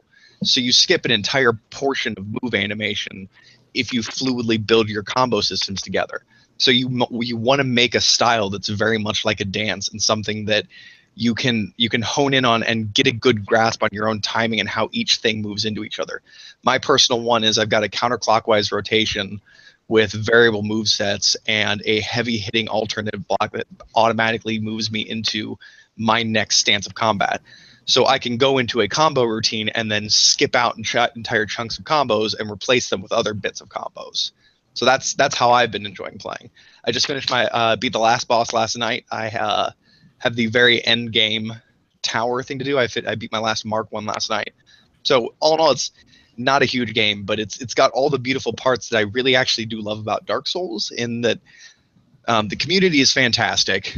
The fun is just kind of running around punching the shit out of people. Same way most of the fun in GTA Online is just driving around and murdering people. It's this weird, satisfying thing that is surprisingly addictive. And I look forward to being able to unlock new moves and teach them to people. Chris and I had a little sparring session yesterday where I taught him a few new moves, and he helped me hunt down people and farm moves from them. So I can see very much how this is going to be a very big communal type of game, where you unlock stuff and then share it with your friends, and everybody's going to be trying to outmatch each other by making their own martial arts schools. It's surprising how much the metagame is playing into the idea of what the game itself is based on. And I count that as very good design and very innovative and amazingly great for a small team or a team of this size. So I honestly have to give my props to Slow Clap. They are doing great as a developer. Not only are they happy, Tony sent this thing to me, they said that you can monetize or pull revenue from any stream of their game that you want, and all you had to do was enter your name in this online form, and it would send you all the paperwork you need. If you refresh the page, it just goes to a page that says we said yes. They've also opened up a Discord chat so you can jump in and talk directly to the developers of the game, letting them know what you want to see, what things you don't want to see, what things you think need balanced, and how you'd like to see the game expanded upon. So they're interacting directly with their community in a grassroots way that I'm not really used to seeing with big developers. And this is all things that I would really, really like to see. So this has put my respect for these people as a company up there with CD Projekt Red in their sense of they have good intentions. They're not trying to take more money for their content than they want. They're trying to deliver a good product that's going to stand the test of time and get people excited about a potential new IP. This, in my opinion, is how a game should be done. Built out of love, built to be fun, not Pavlovian, not hunting on the next thing, but just an enjoyable, fun, addictive experience made by people who really care about their audience. So that's what I have to say. Awesome. And I'm guessing that's the only game you've been playing? Yeah. Awesome. All right. My face. Chris, what about you, man? Well, besides Absolver, I wanted to finish Get Out of Hell, the Saints Row add-on, because I actually wanted to get the ending and see how Agents of Mayhem came about. So I just finished it last night. Oh, nice. Man, I've been playing all this other shit. I haven't had time for it, but you know, I'm still looking forward to actually getting my hands on it. Glad you liked it, though. Oh no, it's good. For some reason, mine keeps crashing on PS4, but Brian, there you go, man. Oh, sorry, it's crashing on PS4. Oh, shit. Yeah. That's not good, Tony. That is not good at all, man. But yeah, that when I'm done with I'm trying to platinum it now. So when I'm done with that, I'll play Agents of Mayhem. Nice. And you said you play some Absolver too, right? Yeah. I was playing with Brett last night. Actually, he was teaching me moves and stuff. Yeah, it is like just cut the airplane out of Street Fighter, and you're just walking around effing up people, or you're getting effed up, you know. And that's a game, but basically it's a fighting game where you can walk around and explore shit. And there's lore and stuff like you slap this thing on your face. I'm like, what is that? Nobody told me, so I got to go punch somebody and find out what it is. Yeah, exactly. All right. Hey, can you tell me what this thing is? I don't know, man. Now we fight. This is known as the Daredevil School of Interrogation. Chris, anything else? No, that's it for now. Cool. All right. Me, I've been playing a little bit of everything, right? Sonic Mania is still my go-to game. That's actually, I'm calling it my snack game now. Like, play for like 10, 20 minutes. You mean your comfort game? I guess. I mean more like, hey, I got 20 minutes to kill. Let me play something, you know? Because usually games I play are big meal games. See, you know, it's like you got to set the whole day apart to play this shit. Sonic Mania, 10, 20 minutes. And I just got another one, right? Puyo Tetris, man. Because I'm like, okay, you know, you could take the Switch off its deck, right? Make it portable. You got to have Tetris, right? So I bought that shit. Yo, and also I bought it because I've been obsessed with the Puyo / Robotnik's Mean Bean Machine boss battle in Sonic Mania. So I bought Puyo. That's a hard fucking game. you know, it's funny. It's in Sonic Mania. That's Manny. Did you just hear what I just said 10 seconds ago? No, I'm saying you can play it in Sonic Mania outside of that specific moment that you've played it. Oh, how? Well, the thing is you have to unlock it. Oh. I think you unlock it from actually playing that thing. It's in the extras. It's one of the extra stuff. Yeah. Every time I go to extras, everything's in question marks. It's all locked up. Yeah. There's a way to unlock that. Yo, man, you hit me in the face with facts. You hit. Yeah. That's good to know. So, yo, man, you wasted your money. No, I like it though. It even has a story mode, which is interesting. You know, in the world of Tetris and Puyo Panic. There's also another reason I bought it. The cartridge is very hard, or SD card, very hard to come by, because the game was only released physically on Switch, as far as because it's on PS4 and Xbox, but it's digital there. Interesting, right? So like, I think I may have, and also let me show this off, because I guess since this is the only physical version of it, it actually came in a box, like a Super Nintendo type of box, like a cardboard box, and it came with some stuff, some keychain shit. So here's a Puyo, right? It came with that, and also a Tetramino, which is pretty neat, Tetramino. So yeah, it's good stuff. So I played that. I also played. I could talk about it now. The embargo's lifted. I played an indie game called Last Day of June. I played it at E3, right? So I played it yesterday because I got to write about it. It's a good game, even though it's an indie game or whatever. It's a good game. It has a lot of puzzles in it. It's not just a fucking walking simulator. It's short. It's about 2 hours, which is good. And I like the art style. It's like it's supposed to look like an expressionist painting, So really, really good stuff. That was fun. And I'm about to play Life is Strange. I just got a review code for that. So you'll hear about that soon. So I feel like I'm missing something else. I was playing something else. Oh yeah, Samurai Showdown, man. Man, you remember how much we used to play that back in the day? Yeah. So I bought it off the Switch, right? Playing the shit out of that, man. Man, by the way, that last boss is fucking cheesy, man. I can't beat that guy. Yeah. What was it? Amakatsu or whatever. Amaxashiro? Right? Yeah. Something like that. That guy was cheesy as shit, man. Oh, yeah, yeah, but it was just fun, playing a, I like when you tweeted at me like, "Yo, man, you remember playing Samurai Showdown on the remember 3DO? That, man? Remember back in the day, man? Yeah, you know why I also did that, right? Let these motherfuckers know. They don't know about no 3DO, man. No, I understand the reason why people don't know it is because it didn't make that much of a dent as it did have a lot of great games, but it's one of those situations like the PlayStation 3 where it was a very expensive console, and and people just saw that price and just said, yeah, I mean, especially kids. Yeah, exactly. But I think, but one thing about it is that they kind of the 3DO was not fully looking for the kid audience. They were looking they were looking toward a more an older audience. But the thing is that if you think about it officially, that didn't really exist then. There wasn't really that sort of generation like there is now. So in other words, it was a console that was trying to push itself toward our generation if we existed back then.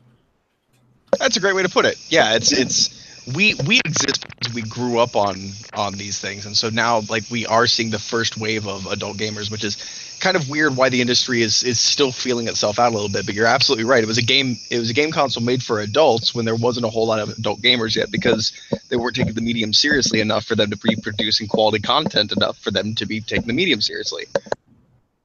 Yeah, exactly. It would have been interesting if they released the Neo Geo now, but the reason I want to bring it up is because the Neo Geo version of Samurai Showdown outside of the the 3DO version of Samurai Showdown outside of the Neo Geo version was like almost arcade perfect. It had the scrolling there. Like if you bought the game on Genesis and Sega CD, it would have the big sprites, and if you bought it on Super Nintendo, it would have the little sprites, but it didn't have that scrolling and stuff. Yeah, it didn't have the zoom in and out thing. Yeah, so I've been having fun with that. I played a little bit of Garou Mark of the Wolves. Never played that before, but that's you know what that game is, right? It's literally a future sequel to Fatal Fury. Yeah, because Terry Bogart's in it. Geese Howard's son is like the main character. That's the kid with the red jacket. Yeah. Yeah, but actually, also Last Blade. That's one that you fucking should play. Ooh, I think that's on there too. I'll check that out. That's a really good game. That game. Yeah, because basically what happened is a bunch of weeks ago when I was reviewing that 8-bit do arcade stick, I bought a couple arcade games, like fighting games off for the Switch, and this week I finally got around to playing them. I'm like, yeah, this is some good stuff. I also have King of Fighters 98. I heard that's like the best one, so that's the one I picked up. Fun little fact about are very different though. Fun thing to know about the King of Fighters. I mean the King of Fighters games and the SNK games. All those games are designed by the original guy who created Street Fighter. Really? After Street Fighter, he left.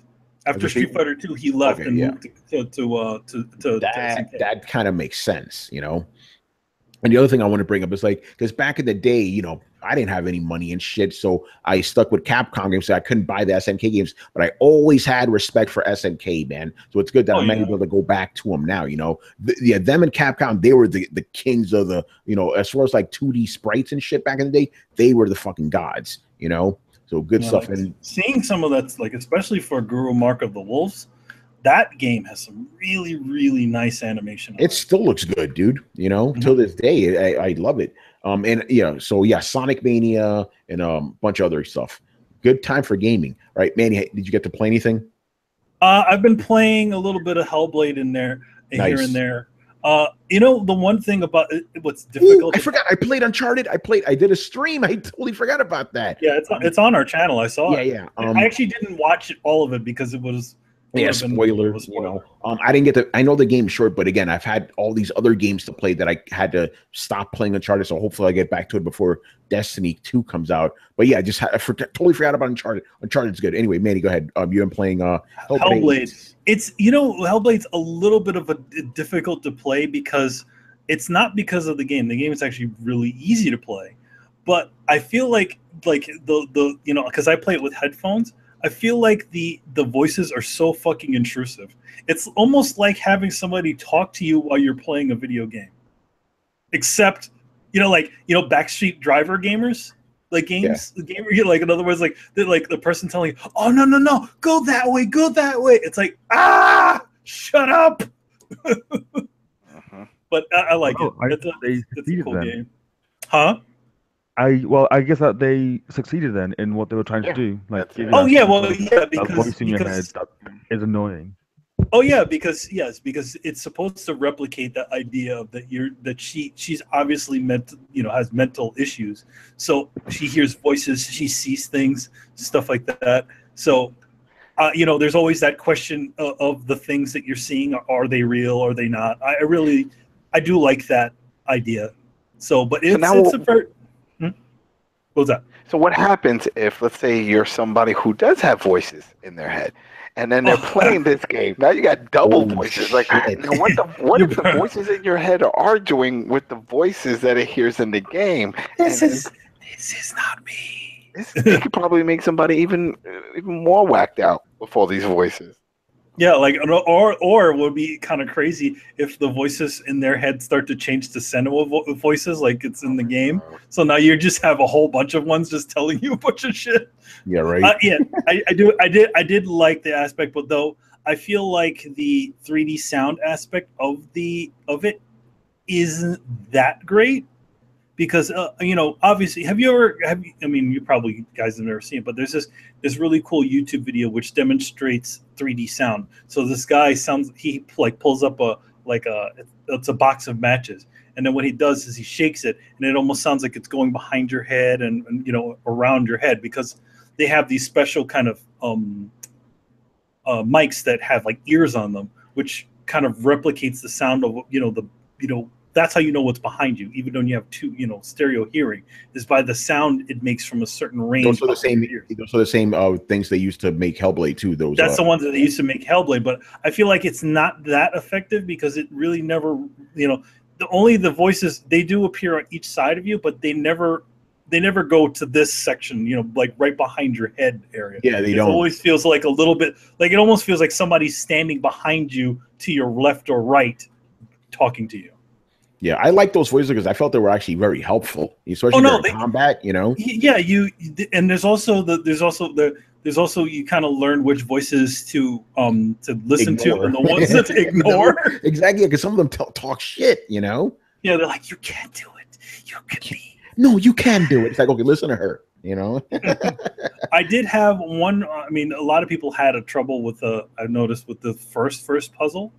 And it's so easy and simple, but the thing is that the way that puzzle works is that you need to touch the door twice. So, like, you see that thing, it's like, use the symbol to use the thing to open the door. But for some reason, you have to walk over to the door before, again, to try to open it, and then look for the symbol to open the door, which is interesting. Weird. Like get the cinematic. Yeah. Interesting. All right. Anything else? I still have, I've been playing. What I do is for like maybe 10-minute breaks, I'll try to play through Sonic Mania. I don't exactly remember where I am. I think I'm after the I'm in the oil ocean. Oh, you're getting close to the end. Yeah. Yeah. It's funny. I was like, I remember this episode, this section from Sonic 2. I never liked that level. Yeah, stupid oil ocean. It's better in this one. Although I have to admit that boss in oil ocean, the final fight, what a pain in the fucking ass. That one is a pain in the ass. it's made me freaking restart the level 3 times already. Yep, yeah, that happened to me. I finally figured out, because the thing is, like, once you lose your coins in that level, you're fucked. You can't even grab them. You know, I think they could have done a little bit better job programming that. Yeah, you're pretty close. You have 2 more levels to go, so you're good. Yeah, that's that's always that level. Even in the original Sonic 2 was like my least favorite one. The other one that I never like is I never like the water levels in any of these. In the Sonic games, they're always kind of annoying. Yeah, that's kind of interesting, because I was thinking about this the other day, because I don't like water levels in video games generally.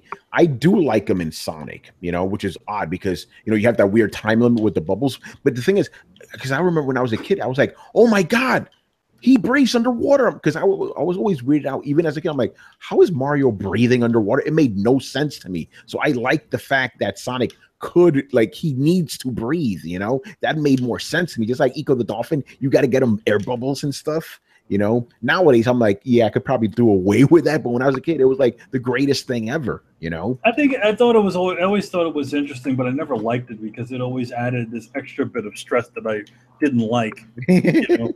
Yeah, like my hands start sweating and all that shit. Yeah, granted, it's a little bit better because they used the Sonic 3 water level. Yeah, which has you could actually stuff that, which you could actually not touch the water in that level. If you ever you could stay up on the top and just get through the level and not get any, and not hit any of the water. Which is crazy.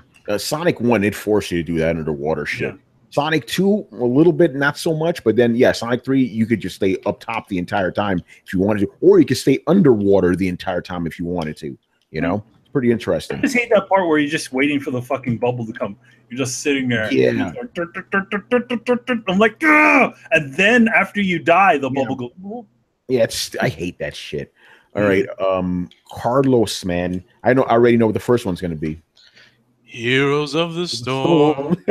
Into this house we're born. Yeah, man. Keep playing that. I've been wanting to stream it, actually. Do it, man. Maybe one of these days when Adam gets his shit together, man. Oh, I'm just looking on Adam don't want to stream. I realize that. He don't want to stream, man. He won't let me. Technology doesn't want him to let. Maybe that's what it is. Yeah. If you try, this motherfucker's making excuses. All right, it won't let me do it. Yeah, technology doesn't like you, man. It's weird. You love technology, though. It don't love you. No. That's something.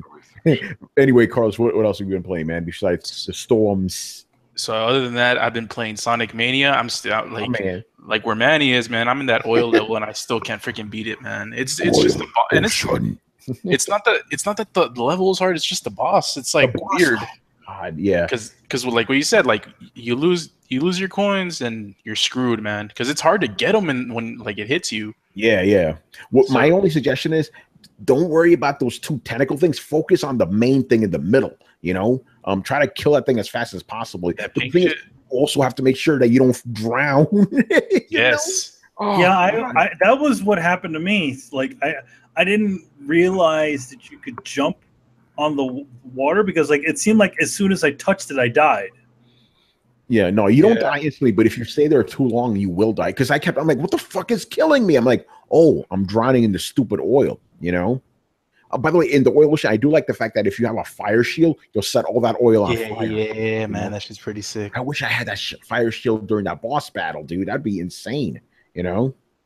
It's bullshit because, like, there's, like, parts of the level that, like, F with you because, like, you're all, like, like you get to the fast parts where you're just sliding and shit. Yeah. And then you're just like spinning. So I had the fire shield, and then I was like spinning. And I'm like, oh, I'm gonna spin into an enemy. I'm gonna kill it. Nope, you can't do that, man. Because if you do that, it hits you. Oh, yeah, that's true. That sucks, man.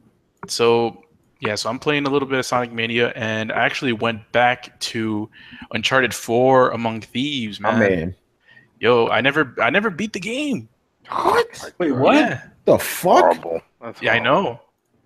So I'm finishing that game and gonna play Lost Legacy after that. Yes. So hopefully I do that by this weekend. And that's pretty much what I've been playing. I need to reinstall Uncharted because I can't even remember if I had the full season pass for that shit. Oh shit! Oh man, that's crazy. You don't need the full install. Just look into your purchase history and you'll see it. If it says it's there, then you just download it. Isn't it in your like- library too? Hmm? Isn't it in your library too? Yeah, it's in your purchases. If you don't have it Yeah, installed, just go to your But- purchase history, and it'll show you. I mean, if it's there. If you go to the PlayStation store and go to Lost Legacy, can't you just see like it's free? Yeah, you should it'll usually see it'll it's say free. download. Yeah, it'll tell Yeah. you right there if you could Yeah, download yeah. it. All right, Brian, man, what you been playing? Nothing. Oh, A whole load of nothing. No, I went back to films, so I've not been playing anything. So What for the have past you been month, I've watching? been watching. I guess that's the appropriate question. What you been watching? I've been watching a whole bunch of horror films. I went through the entire Conjuring series, so 1, Nice. 2, and the Annabelles. So Good, I heard I the did Annabelle. that, and I'm going through some of Stephen King's films as well. So one based nice. on his book. Ooh, So- you gotta watch. so You gotta watch Salem's Lot, man. Salem's Lot's a good one. That is next weekend. Mm. So being It's from all in England, one So wait, giant list. So what do you got? You got The Shining and Shining. I've seen The Mist. I want to stay away from it until I see the new one and the old one Okay. back to back. Okay, yeah. Is it 408? No, 1408. The one with Samuel L. Jackson and the haunted hotel room. That was a room Stephen 1408. King Yeah, That was a Stephen King 1408. That was a good movie. Yeah, that was off a book. That was a good movie. yeah. So I'm just going 1408. through anything that I can find, and that's about it. and there's also, The Shawshank Redemption is also a Stephen King, but it's not a horror movie. Really? Yeah, that is. Okay. I've I actually think. never seen that film. I think also The Green Mile is also Stephen King as well. I can't remember.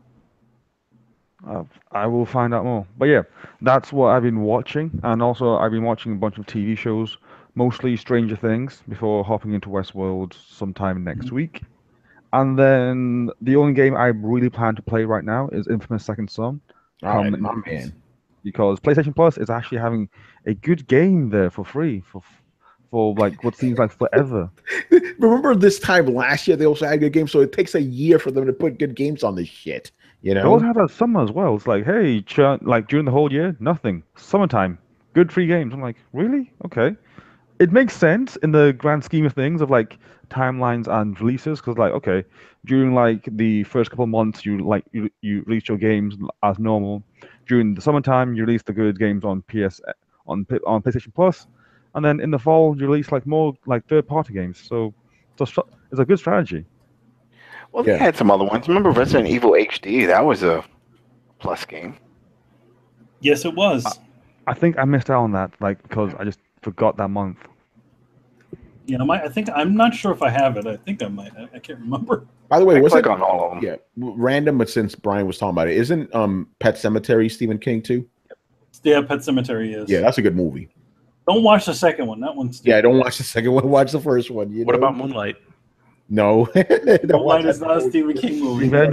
Eventually, Carlos. Eventually. Oh man. All right, Adam, man, what you been playing, son? GTA Online. Now that Motor Wars, that got me back into the whole GTA Online world, and just to see how it's changed, man. There's so much going on there. I mean, now I see it. I see why it's still in the top 10, because it's like, I don't know, 56 different games in one game. I mean, besides just playing tennis and golf and all that other stuff, all these new modes. There was a Destruction Derby mode I was playing with some people, and then there's just there's a manhunt tag game. I'm like, what the hell is this? There's a lot going on there. So got back into that. Lost Legacy, started that. Nice. Didn't really get. I don't know, man. Whatever. I'm just going through the motions with that game. I don't know if I just have Uncharted fatigue still or what, but it's just not. It's not grabbing me yet. How do you have fatigue from Uncharted? There's not that many Uncharted games. From the last one, meaning after finishing and platinuming the last one and then just jumping into this one, I don't know. I'm not into it.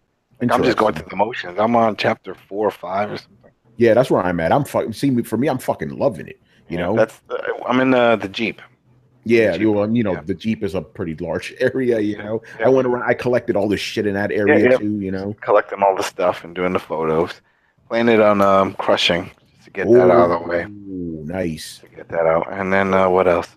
WWE 2K17, just doing the matches. That's my when you were like, what was that you called it, snack games or something? Yeah, snack games. Yeah, that's it. That's my snack game. You know, I just load up, just pick some random bullshit ladder match or something, and then I'll just play that and then just shut it off or whatever. Is that the one that you did? No, that's the other one because they haven't announced all the new one. The new one, yeah, the new one's just doing all the announcements, the wrestlers, whatever. But it's the modes that I'm really concerned about because that's what gives longevity. Yeah, you can have a bunch of different match types, you know, but it's the modes. Before they had Showcase, they took that out, so we'll see what they have in this one. They haven't really gone into it. And then playing Tetris on my 1989 Game Boy at work. There you go, my man. I still, take that out and I play that Tetris. Something about it with the music and, just. It's funny you mentioned that because just the other night I was thinking about, like, to me, I don't care. I don't give a fuck. To me, that's the definitive version of Tetris, man. That is. And then the story behind it is even more amazing. Yeah, man, it's crazy, By the way, yeah, go ahead. Originally Mario Land was supposed to be the launch game. But then the creator of Tetris told Nintendo, was like, you say you want to hit all markets, put my game in there. My game will get everyone involved, not just kids. It'll get adults, it'll get teens. Everybody will play this. You get Mario, you're just getting just the kids. So they took a chance and they put in Tetris with that, and poof, till this day.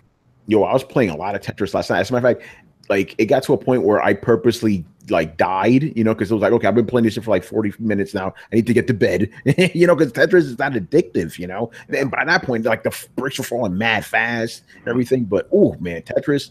But one of the things that really broke my heart was when I showed the game to my then at that point 10-year-old nephew. Right, I'm like, yo, play Tetris. I was 10 when I first played Tetris. Loved the game. He played it for 2 minutes. Like, what the fuck is this shit? Like, damn, man.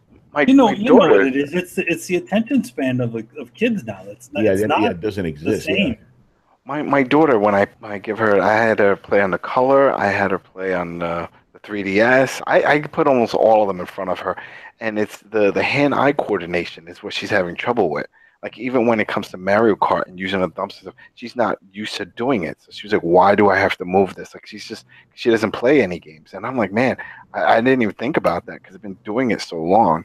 Yeah, that you have to get familiar with, like, pressing this button and pressing left or down or doing whatever. It takes time to figure that out. Yeah, that's true about that. But because by the time we were 10, I'm guessing she's younger than that. We were used to it already. Yeah, that's why. Yeah, we weren't used to that. She's from the age of tap and swipe. On the iPads and then the Kindle Fire. So she's just doing all this. So to actually touch, text out buttons, like, why? Where's the thing with the buttons? I remember when you mean you gotta use your hands? Well, that was it. I remember when I was telling her, I was like, "Oh, this is a Game Boy." And then sometimes she comes to, "I want to play the game with the buttons," because that's it. I'm like, "Okay, here you go, try that." But yeah, and I think there was something else I was playing, and I just finished it. What the hell was it? I don't know, but that's pretty much it. That's it. I mean, we're getting ready for Destiny. Destiny's gonna be the party game. Right, everybody's gonna jump on Destiny. Yeah, pretty much, begrudgingly, some of us, but gotta do it. I know me, you, and Carlos so far are gonna get into it. Oh, by the way, I guess we should just say it. That shit we will stream for you guys. And Adam, you don't need to worry. You stream it. Here's the Carlos. Do you have a Twitch or YouTube account? I have a YouTube account. Try to swap. Try when the times with Tony's thing. See if it works for you, because it tells me that I can't do it. Like, not on the PC, but on your PS4. The thing is, when Manny did it, he did it with no problems. Did he have an account? You had. I do have a YouTube account, and I logged out of my YouTube account. Yeah, and then you used the Throwdown one, and you did. And I used the Throwdown one. Yeah, but I don't have my Twitch connected to my PlayStation. Yeah, no. The point is because Adam, no matter how hard he tried, he couldn't log into the Throwdown YouTube. Understand? It kept saying that whenever I would go to reconnect, it just loaded my credentials from my private account. It just wouldn't give me the option to put in new information. So I don't know. Somewhere along the lines, it's caching my shit. So I guess Tuesday we'll stream this shit. It'll be interesting.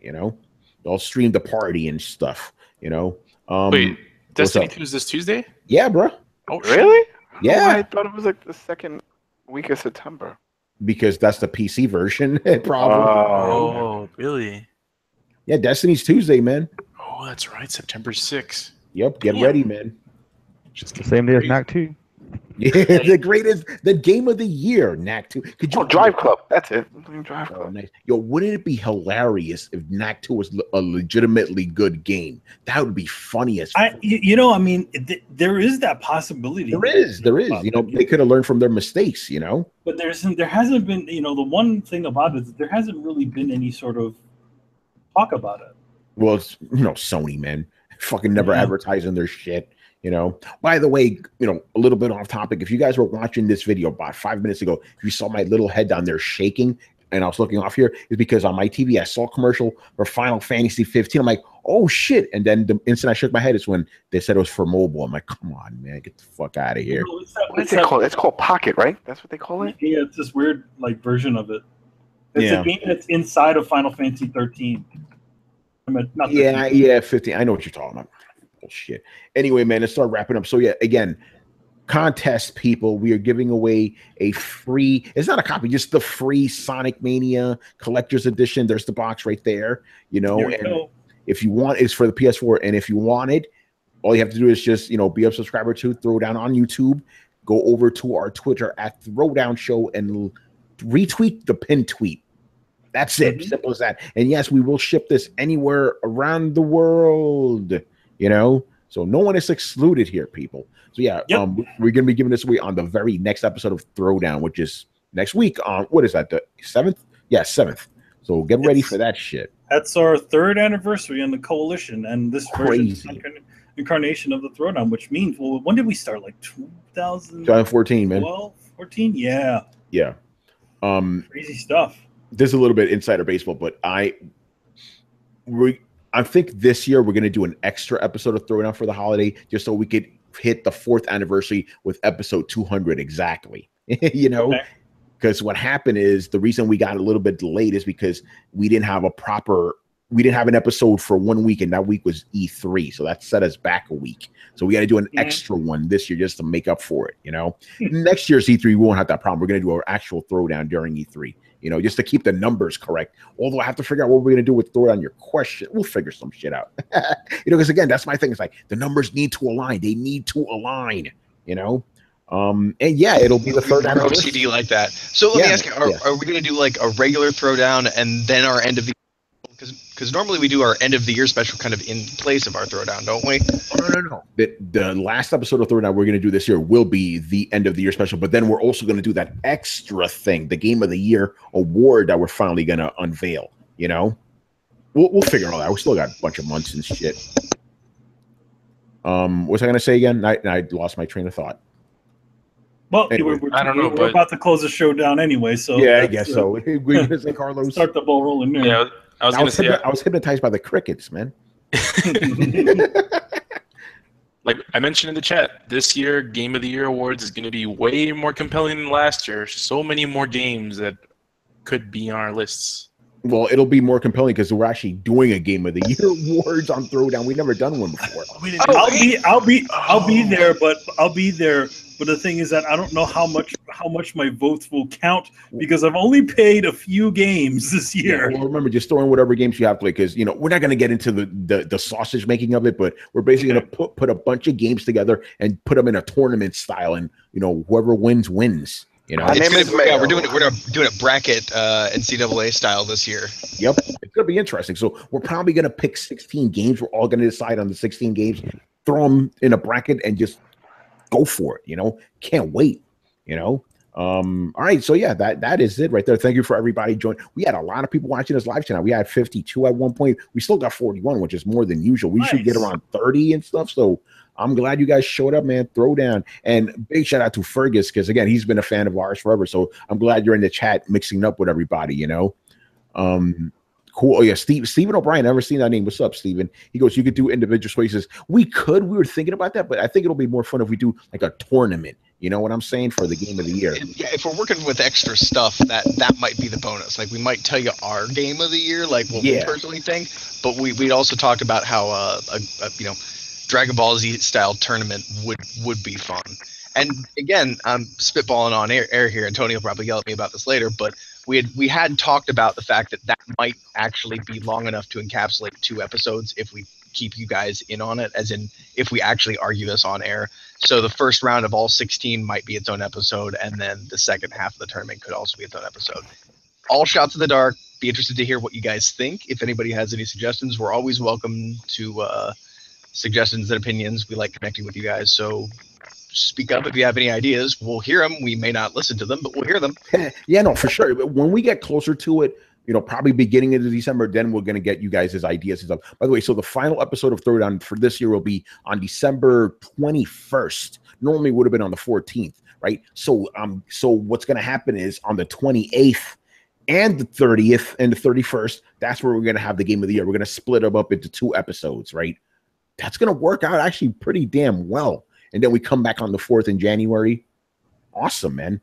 Good shit. All right, so let us wrap it up, people. So thank you for watching and listening. Subscribe to Throwdown on SoundCloud, iTunes, and YouTube.